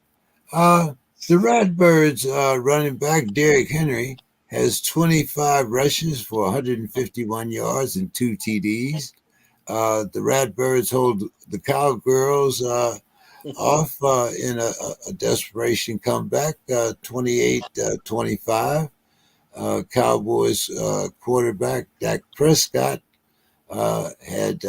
we was 28 out of 51 passing attempts. He had 359 yards, 2 TDs. Jerry was not impressed after that game. What are you hearing down there? Well, let me tell you what the Cowboys lack. They lack quality defensive linemen. Their linebackers are good. The secondaries, they're solid, but their front four, they're terrible. I mean, they got hooked, they got reached, they got driven back, they were being manhandled, and I don't know if Baltimore's offensive line is that good. I mean, they're good, but I don't know if they're be doing that to Dallas. So, Jerry always spends all this money on his quarterbacks and wide receivers. He needs to get some freaking defensive linemen, some big three techniques and stuff like that. So of course, I don't lose any sleep over Dallas because if I did, I would never sleep. But I'm just saying. What about the defensive coordinator? Yeah, I mean they're terrible defensively. Cowboys went out. I said a few weeks ago. I said the Cowboys. They're not going to win the Super Bowl, but they'll make the playoffs. Lose first game. They may not make the playoffs. Hey, so, I know it's early in the season, but I'm just looking down the road. In the NFC East. Wow. Jerry will be bald if that happens because he'll pull all that hair out. Jared Goff throws for 2 TD passes, and the Lions D slows down the world's tallest midget. The Lions went on the road, beating the Cardinals 20-13. Demetrius, tell us about your Lions. That was just a simple grinded out win. That's how we win games. It's never pretty. We don't blow anybody out. Everyone is kind of a grind out like that. But getting a road win in the NFL is getting a road win in the NFL. You don't ever apologize for a win. Injuries. We took some injuries, though. Davenport went down for the season. We lost linebacker Derek Barnes for a while with a knee. We lost Laporta to a low ankle. Pro Bowl tight end. He'll probably be back soon. And our all-pro center, Torres Peck. But he says he still wants to play with a torn pec. He doesn't care. So this is finally the injury bug caught up to us. I would circle back to Dave's point earlier about none of those dudes played a down in the preseason. I don't know if there's a correlation there, but I wonder if their bodies aren't in football shape, and that's what's happening. But what I look at is when I dig deeper, we haven't played a complete offensive game yet. Goff played well Sunday, threw one bad pass. It actually was a bad decision, not a bad throw. But we haven't played a complete game. We still got the 4th rated offense in all of football. Here's the thing. Our defense is rated 10th in the National Football League. If we keep rolling with our offense and it hits its stride and it stays top 5 and our defense stays top 10, I'm not worried about my team because I know we got talent and I know we got depth. Monday night when Seattle comes to town, we play well in prime time. The crowd's going to be crazy because we're us. That's what we do. I expect a good game, a good effort. I expect a win. Not because I think Seattle sucks. I wasn't particularly impressed by their win on Sunday. We haven't played our best game yet, but we play well enough to win. So I expect a really good defensive game against Geno, putting pressure, and I expect the Lions to win the game. I still see 12 wins on this schedule. because I know who we play and I know who we are. Injuries are the thing, but if Laporta's okay and Frank's okay, we have enough depth at linebacker and we have depth up front that we're still going to play well. But a defense ranked 10th and an offense ranked 4th is going to win a lot of games in this league. It's still early, but I think that's a reflection of who we are, and we haven't even played 60 minutes yet. All 3 games, none of them were 60-minute efforts. So they're 2 plays away from beating Tampa and being undefeated. I have no concerns about my team. People who don't watch my team or just want to wind me up might say stuff. I've seen every play of every game since Dan Campbell became coach. If I know nothing else about anything else, I know what this football team is. And so I'm not worried at all. Okay. Mr. Scott, the Vikings dismantled the Texans 34-7 with a fierce D to stay undefeated. We all thought Texans, were one of those teams that were going to put a bunch of points on the board every game, high flying. But the Vikings quarterback, Sam Darnold, threw 4 TDs to 4 different receivers. Mr. Scott, tell us about your Vikings. Well, Brian Flores, defense. I mean, and then the rejuvenation of the running attack with Aaron Jones and Ty Chandler. Boy, you got a defense, you can run the ball. That allows the quarterback to do those kind of acrobatics, to spread the ball around. So I really want to see, since, we're in the same division of this team, Detroit, with another guy ducking me. And so what we did to Houston, I'd like to see when Detroit plays Houston, how that's going to come out. I mean, some of these common opponent things are really kind of can tell you what happens, but the league is such. I mean, why does Muhammad Ali struggle with Kenny Norton and George Foreman just blows him out? Why does George Foreman just blow out Joe Frazier when Muhammad Ali just struggles with Joe Frazier? So, we don't need to do common opponents. We play each other twice. We're going to bust that ass twice, just like we did last year. I know don't care about Houston. We're going to come to Minneapolis and kick your ass. With my you come to theories Detroit, we're going to do it again. When they debunk your theories, you're always going to disagree when I debunk those, and that's. There's no theory. We will tell who's better because we play twice. Yeah. We don't have to worry about Houston. What are you talking about? We're going to beat you twice. We destroyed Houston, but I think it would be a litmus test to see what is Detroit. Would they be able to beat Houston like we were able to? I don't think so. Shit. We're going to beat you twice. It doesn't matter. We're going to beat you twice, and you're going to say, well, we beat Houston. You're very we'll see. Kool-Aid of a certain team. That's what he's doing now, drinking the Kool-Aid of a certain team. Every day. All day, every day. All day, every day. Yeah, hey, the name of his podcast is Cornbread and Kool-Aid. Mr. Absolutely. I have never denied that. That is literally the name of my podcast. So you got to be. Vikings are good. Vikings are looking good in this division. I think it's I know it's just 3 games in, but right now the way the defense is playing, the way they can run the ball, the way Darnold is spreading the ball around. I mean, I don't see what's not to like. Really, what's not to like? Only a real naysayer, only a real in their division, and they've got nobody's bad mouthing your team. I think your team is very good, and all those things they don't work. I think the Vikings are very good. I told you a month ago the Vikings were good. I don't think you're better than us, but I think you're a good football team. That's all I said. I don't badmouth the Vikings. One thing about you guys being in the same division, the proof is in the pudding.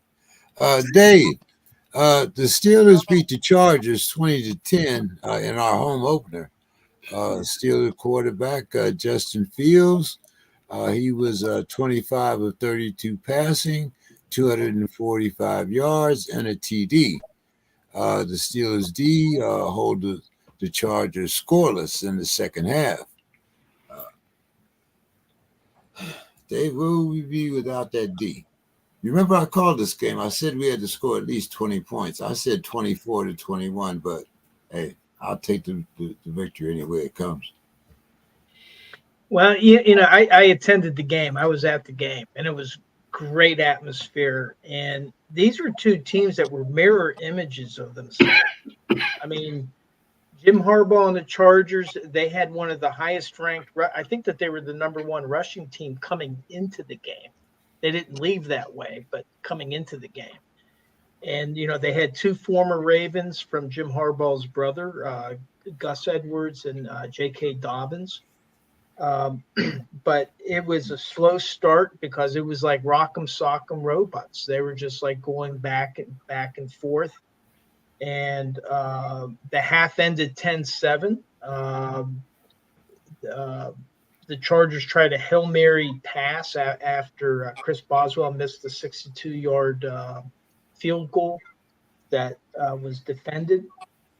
But then in that second half, again, the opinions of a lot of people were whoever turns over the ball is going to lose the game. And Pittsburgh was the one that turned the ball over. I think that Fields made an ill-advised pass. It bounced up in the air, and of all people, Bud Dupree ended up with the ball, former Steeler. But the defense shut the Chargers down. They could not take advantage of that turnover and had to punt the ball. And in fact, the net yardage of the Chargers in the second half, -5 yards. Wow. I've never heard of that. They held a team to -5 yards. And, big part of it, Alex Highsmith was hurt, right before the first half ended. And Nick Herbig came in and sacked, got 2 sacks.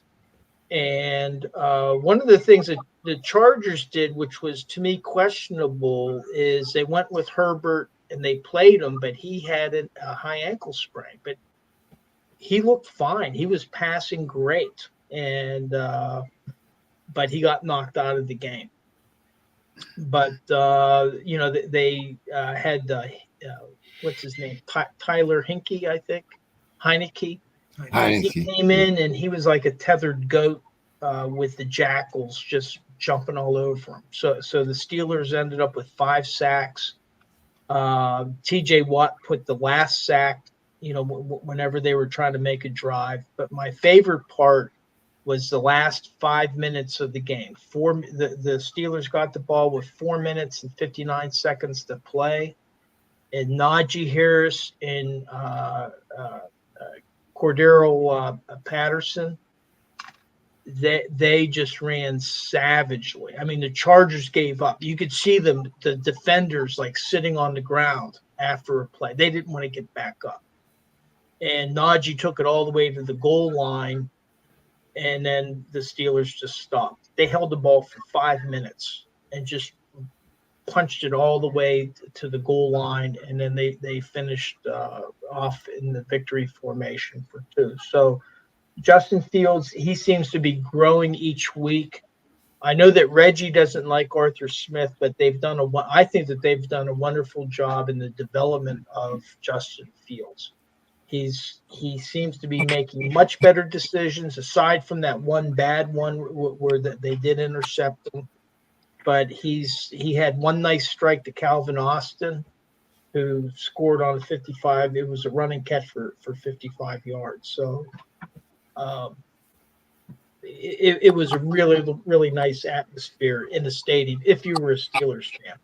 Yeah, well, why isn't he named the starter then? Why doesn't the coach come out and say, this is our guy, we're doing all things are looking good? He's not naming him as the starter because can I ask a question? Can I just because Mr. Scott, there's a clause in his contract. If he starts 10 games, then he gets a bonus. So if by any chance Russell Wilson can play a few games, then we can sign Fields and let Russ go next year. Why shortchange the man? He's coming out. He's playing Yeah, good. it's not a bonus. They're not What paying happens Wilson. is They're if not he paying- they don't have to pay plays, it's Wilson not a anything. bonus, Anthony. If he plays 10 games, then they gave the Bears a 6th-round draft choice, and that turns into a 4th-round draft pick. And so that's the issue. But that's not going to stop them Doesn't from matter. playing Justin If they're Fields. undefeated 9-0, they're not putting Russell Wilson in. They're going to keep going Yeah, with the I hot know. Why hand. don't they just say this demands the quarterback? Let's go. I don't with think this? you have to say it. They don't think need you to have say anything. Right. And- I don't think you say it. You roll them out every week. He Yeah. was Mike Tomlin was asked that exact question. He does every Tuesday, Tomlin Tuesday at 12 o'clock. He does his press conference. He was asked the exact question that Anthony asked. Why don't you name him the starter? And he's saying, I don't have to. Yeah, I don't even know what that Well, means. Does it? He's working out with the first team. He's practicing, and in all likelihood, he's going to be starting the next game. all right, There's not guys. a requirement to No, I disagree with that. I mean, that's fine, But I Yeah, mean, but- the man's playing but- great. but- You're doing good. There's no reason to go to the other guy when the guy's doing good. I mean, Well, the that's- other guy's hurt right now. We can't go to him we don't know anyway. that. So. He's this what they say he's hurt or some kind of quad or something. We don't know what mysterious. It's a very mysterious. Half. It's like Joe Mauer had bilateral leg weakness. He couldn't play. So I mean, they can play a lot of games with that stuff. All right, guys, let's get to our predictions here.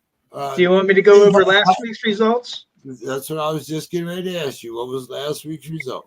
Hey guys, I got to go to bed. All right, Don. See anybody? So I'll give my Okay, final Don. thoughts. I should be using my phone from here on out. I won't be using Exactly. my damn computer. Yeah, you're 15 of 32 in both categories so far this season, Don. Just so that you know. Okay, well, All right, Don. that's why I stay away from Vegas. All right, Don. You have a good night, man. Good night, guys. All right. It's easy. So very quickly, there was just Dave, Don, James, and Anthony on the picks against the spread. I was 6 of 16. I was horrible. Don was 5 of 16. James, you were 6 of 16, and Anthony, you were the winner, 8 of 16. You got half of it. Oh my God. So for the season, I'm at 24-47. Bill's 9 of 16. Don is 15 of 32. Reggie is 3 of 7. James is 24 of 47. And Anthony's 15 of 30. And we don't have you yet, Demetrius. All right. Now for on the over and under, I was 10 of 16. I got bragging rights there. Don was 7 of 16, and James and Anthony were both 6 of 16. So for the season, I'm 25 of 47. Bill is 9 of 16. Don is 15 of 32. Reggie is 2 of 7. James, you're 15 of 31, and Anthony, you're 10 of 27. Well, we definitely know not to take who's it, Don? Is it Vegas? Who's that for? Yeah, I think it was Don. Okay, guys. Let's see. Mr. Scott, the Cowgirls are at the Giants. The Giants are getting 6 points, and the over-under is 45. Dallas has to win. I mean, that's just the whole thing is blown up. If they can't beat the Giants, yeah, I mean, Dallas has to win. They have to win. They have to cover, and has to go over. They'll score points if they win. So, okay, let's go stay with you, Mr. Scott, and we're going to do the Denver Broncos. They're at Ayahuasca, and they're not yet. The Broncos are getting 7.5, Mr. Scott, and the over/under is 39.5. yeah, I don't like the hooks at all, but I will take Aaron Rodgers, and I'll go with the under. Their defense looks fairly good, pretty good defense. Rodgers looks rejuvenated, and I think yeah, they'll win the game. Okay. Dave, I'm going to give mine now. I'm going to take. I'm taking Dallas, giving the points, and I'm also taking ayahuasca and giving the points. So What about the Demetrius, over-under? the over under. I'm taking. Let's see. For the Jets, I'm going to take the over, and for the Cowboys, I'm going to take the under. Okay, so you Demetrius, got the so you're taking Dallas and the under, and I'm taking Jets Dallas over. in the under, and I'm taking the Jets in the over. Got it. Okay. Demetrius, Dallas and the under, Jets and the under. Dave, that leaves you. Okay, I'm taking the Giants and the points and the over in that game. And for the Jets, I'm taking the Broncos and the under. Okay. Dave, the Vikings against the Packers.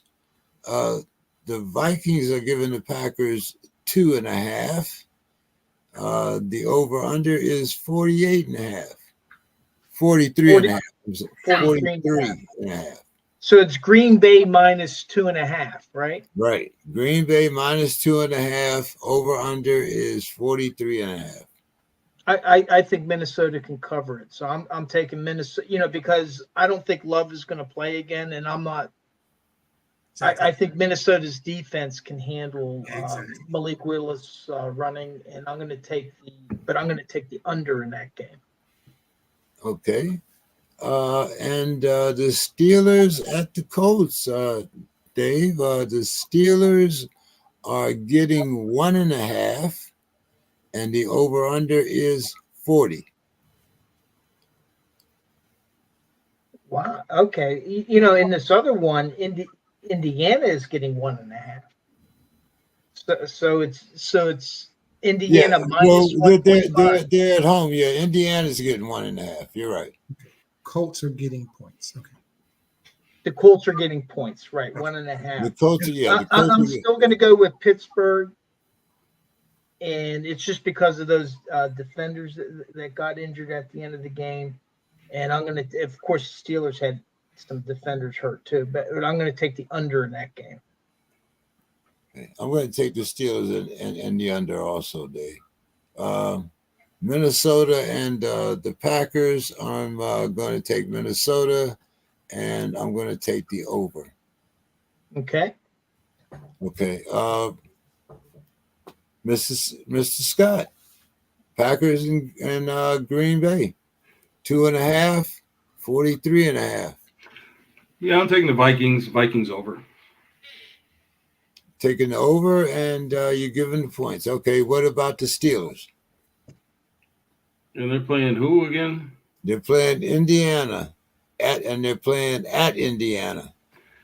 The Steelers And the over/under is 40. Yeah, the Steelers are going to continue to eke out some few wins, but boy, the last 8 games they'll be done. I mean, they got to play Baltimore twice. They got to play. Oh yeah, and we know what our schedule is. They're a wrap, but yeah, they'll win this next one in Indianapolis, and it'll be under. They'll just ugly game. They're not going to put any offense on there. It won't be worth watching. So. Yeah, we know what our schedule is after our break. Go, Demetrius. I'm going to take Minnesota and the under. I think Flores is about to throw some shit at this kid he's never seen before, and I don't think Green Bay is going to score a lot. So I'm taking the Vikings in the under, and I'm taking the Steelers also the under. I just think that's going to be a low-scoring scrap. Okay. Staying with you, Demetrius. The Philadelphia Eagles against Tampa Bay. Tampa Bay is giving Tampa Bay is getting 2 points, and the over/under is 44. I'm going to take Philly in the over. Okay. And the next game is the Bungles. They're giving 4 to the Panthers, and the over-under is 47. This is a get right game. I'm taking the Bungles and the over. I think they're about to light the Panthers up to make up for anger. Mr. Scott, the Eagles and the Tampa Bay. Eagles given 2 points. Over-under is 44. Yeah, I'll take the Eagles and the under. The Bungles and the Panthers. Panthers getting 4 points. Over-under is 47. I'll take Cincinnati and the under also. I don't think Panthers really are no good. And Adam Thielen's out. I don't think they're no good. Dave, I'm going to take Cincinnati and the under, and I'm going to take the Eagles and the over. All right. So for me, in the Philly game, I'm gonna go. I like Baker Mayfield. I'm taking Tampa Bay, and I'm gonna go the under. I'm being the contrarian here, and but I'm going to go along. But actually, Carolina, with Dalton and Deontay Johnson, they had a really good connection. Yeah. I don't know if they can keep that up, but I'm still going to go with Cincinnati and the under. All righty. So let's see, Dave. The Rams giving the Bears 3. They're playing at the Bears, and the over-under is 41.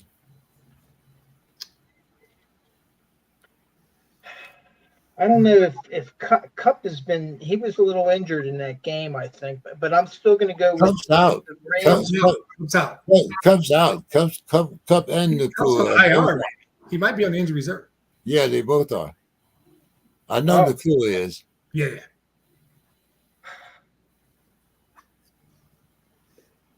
Well, I'm going to stick with my original thing. I'm going to go with the Rams, but I'm going to go in the over in this game.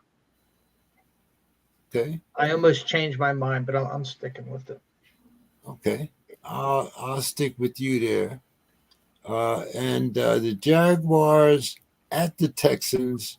The Texans are given 6.5 points. The over-under is 45.5. And Houston's giving 6.5. Yes. Yeah. Joe Mixon was hurt. They're at home. Okay, the game's in Houston. Okay.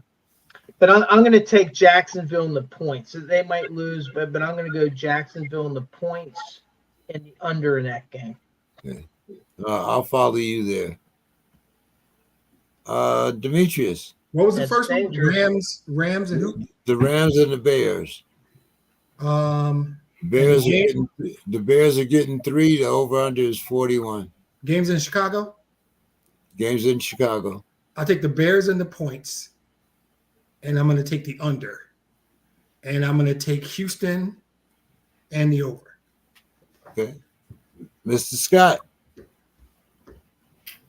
I'll take the Rams and the over. Okay. And then Houston is playing who? Houston is playing the Jaguars. Jacksonville. Yeah, I'll take Houston. Houston and the over. Houston gets well, I think, against it. Yep, agree. That's a get right game. Okay, Mr. Scott. The New Orleans Saints. This is a division game. The Saints against the Falcons. The Falcons are getting 2.5 points. And the over Are they plus or minus? I thought they were minus 2.5. Yeah. The Falcons are giving the Saints 2.5 points. Okay. Yeah, it is. Wow. Okay. Yeah. The Falcons are giving the Saints 2.5 points, and the over-under is 42. Well, that's one of those rivalry games. That's one of the games that over the years that one team that's good, the other team's no good, the no good team wins. And so this one, I'm going to give it to Atlanta, I think, at home. I think New Orleans has been kind of an anomaly and I'll take it under too. I'll take Atlanta in the under. I think New Orleans gets back on track. I'm going to take New Orleans, and I'm going to give the points, and I'm going to take the over. Second game, Mr. Scott, the Patriots, they're playing at the 49ers. The 49ers are giving them 10.5 points, and the over-under is 40.5. Yeah, well, that's one of the ones. If they lose to them, I mean, that's like George Foreman losing to Jimmy Young. I mean, that's. I love the boxing stuff tonight, by the way. You know, Nice. it's just, yeah. So no, they can't beat them. So It's 10.5 is what you said? 10.5. I'm giving nobody 10.5. To hell with that. Not in this league. With a bank of 49. I'm sorry, it ain't my turn. Sorry. They can't, the 49ers, I mean, this is almost kind of a trick game for them. I mean, it really is. I mean, they should just win going away, and I'm just gonna take them to win going away. I mean, I think that they still have life in their season. Yeah. Over under? Under. Yeah, I'm going to take the 49ers and the under, but I'm going to take the Saints and the over. I guess, Demetrius, that's your turn.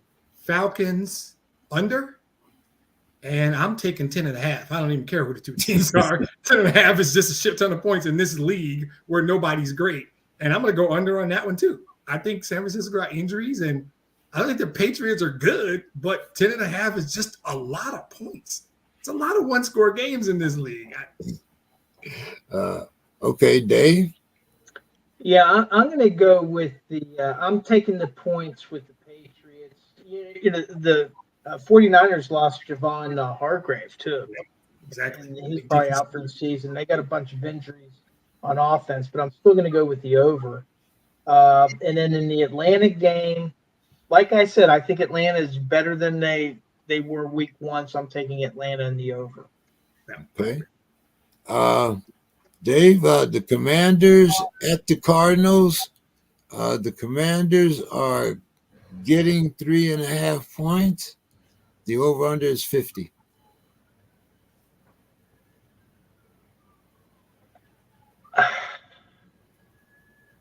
This is a tough one, because Daniels actually looked all right in that game. But I'm still going to take Arizona in the under. The Chiefs are giving the Chargers 7.5, even though the Chargers are at home. And the over-under is 40. I'm taking the Chiefs in the under. And Herbert's ankle. I don't even know if he's going to. I imagine he's going to try to play, but we'll see. And the Commanders and the Cardinals? I'm taking Arizona and the under. Okay, I'm taking Arizona and the under. I'm taking the Chargers. The Chiefs and the over. Demetrius. Where's the Cardinal game? At the Cardinals in Arizona. And what's the spread? 3.5. I'm gonna take the Commanders and give the 3.5, and I'm gonna say over. Okay, over under is 50. You're taking the over. Whoa, 50? Is that what you said? I'm sorry. Never mind. No, I'm taking the under. My bad. I thought it was 46 for some reason. No, Arizona in the under. I'm going to take Arizona. No. Commanders in the under. Yeah. Okay. Because they're only giving 3.5, right? Is that all? Yeah. Okay. Commanders in the under. Second game is Chiefs and who? Chargers. I don't care what the spread is. I'm taking the Chiefs. What's the spread? The spread is 7.5. Yeah. Chiefs. And the over-under is 40. 40? Yeah. This is crazy. Okay, I'm taking it over. They made that easy. I'm sorry. I'm a stats guy. I'm just going by the book now. I'm hitting 16. Forget it. Mr. Scott. It's I'm going to take the Commanders. Okay. I think they're on a roll. I think they're this year's Lions. I really do. And then I'm going to take the over. The over is 50. The over under is 50. Yeah, I mean, sometimes you can't be afraid of those numbers. Sometimes you can't hit the number. Get beat by the number. You can't get beat by the Call number. me chicken. Call me chicken. Okay. What about the Chiefs and the Chargers? Well, the Chiefs all day. I mean, the Chiefs are the class of the whole thing. You know, I mean, and 40 has got to be over. Okay. Staying with you there, Mr. Scott. The Clowns are playing the Raiders. The Clowns are only giving up 2 points. The over and the over under is 37. And it's in Cleveland. Nope, it's in Las Vegas. Boy, that's a lot of temptation in Las Vegas for Mr. Todd. That is Temptation exactly. City. That's really a kind of a toss-up. But I'm going to take Mr. Massage. And, I'm going to take him. I'm going to take him, and I'm going to take the over, even though they haven't scored much. I mean, it's the low number, so I'm going to take it over. Okay, Mr. Scott. The Buffalo Bills are getting they're plus 2.5, so they're giving the Ravens 2.5. The Buffalo's favorite, right? Huh? Buffalo's favorite in Baltimore? Buffalo is plus 2.5. You're getting to. Okay. So In Baltimore, the over under is 46.5. ooh, So Baltimore's getting 2.5 points. Right. So Buffalo's favorite. Buffalo's favorite. They're plus 2.5. Okay. Oh, wow. In the games in Baltimore? Games in Baltimore. Games in Baltimore. Well, I'm going to take Baltimore at home. Hold I'm going on. to take them, getting a couple of points, and then I'll take it over, too. I think both those teams can score. I agree with you. I'm going to take the Raiders against the Clowns, and I'm going to take the under. For the Bills, I'm going to take. Say it. Say it out loud so we can all hear it. I know. I'm going to take the Bills, and I'm going to take the over. He couldn't do it. He couldn't do it. I couldn't do it. I just couldn't do it. You're right. I'm going to take the Raiders and the under. Wait, what is it? 34? No. 37. 37. Oh, sorry. Over. Raiders and over. 37, though. Now, I'm going to take the under. Cleveland's defense is good. Massage is done. We'll never see the guy in Houston ever again. So I'm taking the Raiders and the under. And I'm taking the home dog Ratbirds. Sorry. And I'm taking the over. Okay. That's going to be a slugfest, in my opinion. I don't even know what the over-under is. I'm taking the over. 40. The over-under is 46.5. Yeah, I think they're going to blow that out of the water. That's going to be 38, 36, or 35, something like that. Okay. I got you first, didn't I, Mr. Scott? Yeah, you got him with Mr. Massage. Yeah. He took Mr. Massage. Shocking. I didn't think. Yeah. Okay. So it's on you then, Dave. Yeah, I'm going to take the Raiders in the under, and I'm going to take Buffalo in the over. Home dog. I love seeing these other AFC North teams lose, but I'll probably pay for it. But here we go. I get why you guys are doing it. I'm not mad. I know why you guys are doing it. It makes sense. Kool-Aid. Exactly. Take a slug. All right, guys. Once again, on Monday night, we have 2 games. Once again. So, Dave, the Titans, and this is a pick'em game. This is a 1+1. The Titans are giving the Miami Dolphins 1. The Miami Dolphins are -1, so they're giving the Titans 1. The Miami Dolphins are at home, and the over-under is 36.5. And remember, we have no Tua, and we don't know the last that I heard, Jimmy Garoppolo might be the starting quarterback for the Miami Dolphins in this game. Is Garoppolo in there? That's who they're supposedly that's who they're talking to. There hasn't been any official word yet, but So, won't be so he's Skylar not on the team. He's not on Because the they team. got that Boyle guy, and then they got Huntley that had played for the Ravens. I think Yeah. it's eventually going to be Tyler Huntley. So I think it's going to be. But Yeah, it's that's not who going I to be thought, Skylar. Tyler Huntley or It'll be Tyler. Boyle. But regardless, I'm going to take Tennessee in the under in that game. Exactly. It doesn't matter. That's the answer to this question, no matter who their quarterback is. Yeah, I'm going to take the Titans, and I'm going to take the under. Mr. Scott? Yeah, I guess I have to follow that cab. I mean, how can you get Garoppolo is not even on the team? I mean, how can you take somebody who's not even on the team? But they're considering the starting Pull quarterback. somebody out of the audience, it's like you had a circus, a high wire guy. Come on, you can get up there and do it. It's easy. Sure. Okay, and Mr. Scott, I'm going to give you this one and your final thoughts. Monday night, the Seahawks plus 3.5 at the Lions.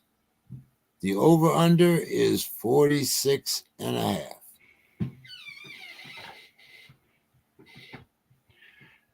Well, I'm going to have to just, I'm going to stick with Geno Smith. I really do. I think he's done a great job, and I think they'll do it, and I think it'll be over. I mean, I think Lions will score. Both teams will score, and be a very entertaining game. I mean, especially for me. I mean, I'm going to enjoy it. I know there's some people who not enjoy it as much as I will, but that's neither here nor there for me. I could care less about that. So Sure. So over under.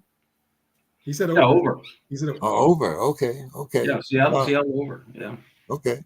Give us your final thoughts there, Mr. Scott. Well, it's just been a busy week. I guess the only thing I can just say about final thoughts is that the demise of the rap game, that I've tried to tell people about for years, the demise. But I think there's more to it, the behind the scenes, what's really going on with it. I think there's the things we see and the things we don't see. And so at this point, what I try to tell people, I've been lambasted about how I detest the rap game, how I just said that there's been such a demise. So it's crumbling, but I think there's a lot more to it, and I think it's going to be a tale I think there's going to be a lot more that's going to come out of this. It's going to be very interesting. I don't know. Maybe James, maybe you've been to a freak off. For all I know, maybe you've been. I don't know. I said they have them in California, so I don't know anything about it. I did not see that coming. Okay. James King had a freak off. Well, Okay. If you had caught me around 1980, 1983, Maybe. might be a different answer to this question. But at 77, my freaking days is pretty much over with. Most of my freaking days is memories now. But anyway, that's a whole nother show. But we are different podcast, man. So let's see. Well, we know what Demetrius's call on the Lions. Yeah. So is there any need to even ask? No. So we're gonna go past Demetrius right now. We're gonna give Demetrius his final thoughts. But Dave, what's your take on this game? Seahawks at the Lions, getting 3.5. They're plus 3.5, and the over under is 46.5. It's at home for Detroit, so I'm going to go with Detroit, but the under in this case. Okay, I'm going to go with Detroit, but I'm going to go with the over. Wasn't there another game to pick too? There's two games on Monday. Yeah. Yeah. Well, we picked the Titans and the Dolphins. That's the other game. We did. Oh, okay. Sorry. Yeah. Did you went Tennessee and under, right, Demetrius, or no? Yes, I did. Yeah. We talked about. Or was it Miami and the over? It was not Miami and the over. I'm certain of that, and I'm going over on the Lions. No, I took Tennessee and the under also. Yeah. I'm taking Detroit, and I'm taking the over on this. Dave, did you give your pick here? You got the Lions, right? Yeah, I'm taking the Lions in the under. And the under. Okay. Final thoughts, Dave. Yeah, I mentioned I was going to bring up baseball, and the Pirates recently released first baseman Rowdy Tellez, first baseman and relief pitcher Rowdy Tellez. But here's the thing: he needed 4 more plate appearances with 5 games to go for a bonus. And making this move saved the team $200,000. The general manager said the money played, quote, zero factor, unquote, in the decision. We all know better. And I had a buddy, the Pirates fans are kind of buzzing. Buddy of mine who's a huge Pittsburgh sports fan, he said, that is why I will not support them financially at all. And I mentioned, well, I've gone to a couple games, and he gave me a big thumbs down. He said, don't go to the games. They don't deserve, the owner doesn't deserve it. And then I'll compare it to the Steelers. In 2001, Dan Rooney had a verbal agreement with Will Wolford. He was a lineman, to give him a bonus. Well, it impacted the salary cap, and Pittsburgh had to self-report to the league. The NFL, and according to Bob Labriola, he said that the NFL informed Dan Rooney that if they paid Wolford the bonus, that the Steelers would be punished with the loss of a draft pick, a 3rd-round draft pick. Holy crap. But Rooney told the NFL that he had given the player his word, and that his word was more important to him than a draft pick. So they ate it. So if you look at the 2001 draft, you'll see for the Steelers, for the 3rd round, forfeited draft pick. Wow. In order to honor their players. So to me, my reaction to that, which owner would you want to play for? And I think that these owners have to, because we hear too many horror stories with some of these guys. But then some owners, hey, they do the right thing. And anyway, I just thought that was interesting. And Pirates fans are they're livid. I mean, and it's like $200,000. Right. Yeah. Was Talese on the team all year? Pretty much. He had like 400. I think he had 421 at bats, I think. And his bonus was based on getting 425. I'd have to go back and look, but it was something like that. And he just needed 4 at bats in order to qualify for the bonus. And they didn't even give him a chance. They just, It's horrible. took him off the roster. All right, Demetrius, take us home. We know who you're Right. taking. Now, I guess the only thing is whether it's the over or the under for you. The over. I'm about to go Bill Carroll, so I'm going to apologize up front, because normally I come on and I celebrate somebody or I talk about somebody great who I don't think. No, tonight I'm venting, and I woke up yesterday morning, and I have a routine. I'm a creature of habit. I watch morning sports shows, but my rant today is about the overall degradation of sports journalism. I'm done with the 4-letter. I'm done. Like, fuck them. I'm done. So I look, they're not in the sports news reporting business anymore. They're just not. They haven't been for a while. They're about opinion shaping, right? They got 2 people sitting at a desk or 4 people in boxes trying to tell us how to feel. There's 4 pretty smart dudes on this screen right now. We know how we feel about our teams. Damn you telling me how to feel about a social issue. I'm a grown-ass man. I don't need you telling me, right? Report the news. That's all I need you to do. I miss Chris Mortensen, right? The Mort Report. I miss Peter Gammons. My team is in a playoff chase right now. Where the hell is Peter Gammons? That's who I miss. And instead, I see this.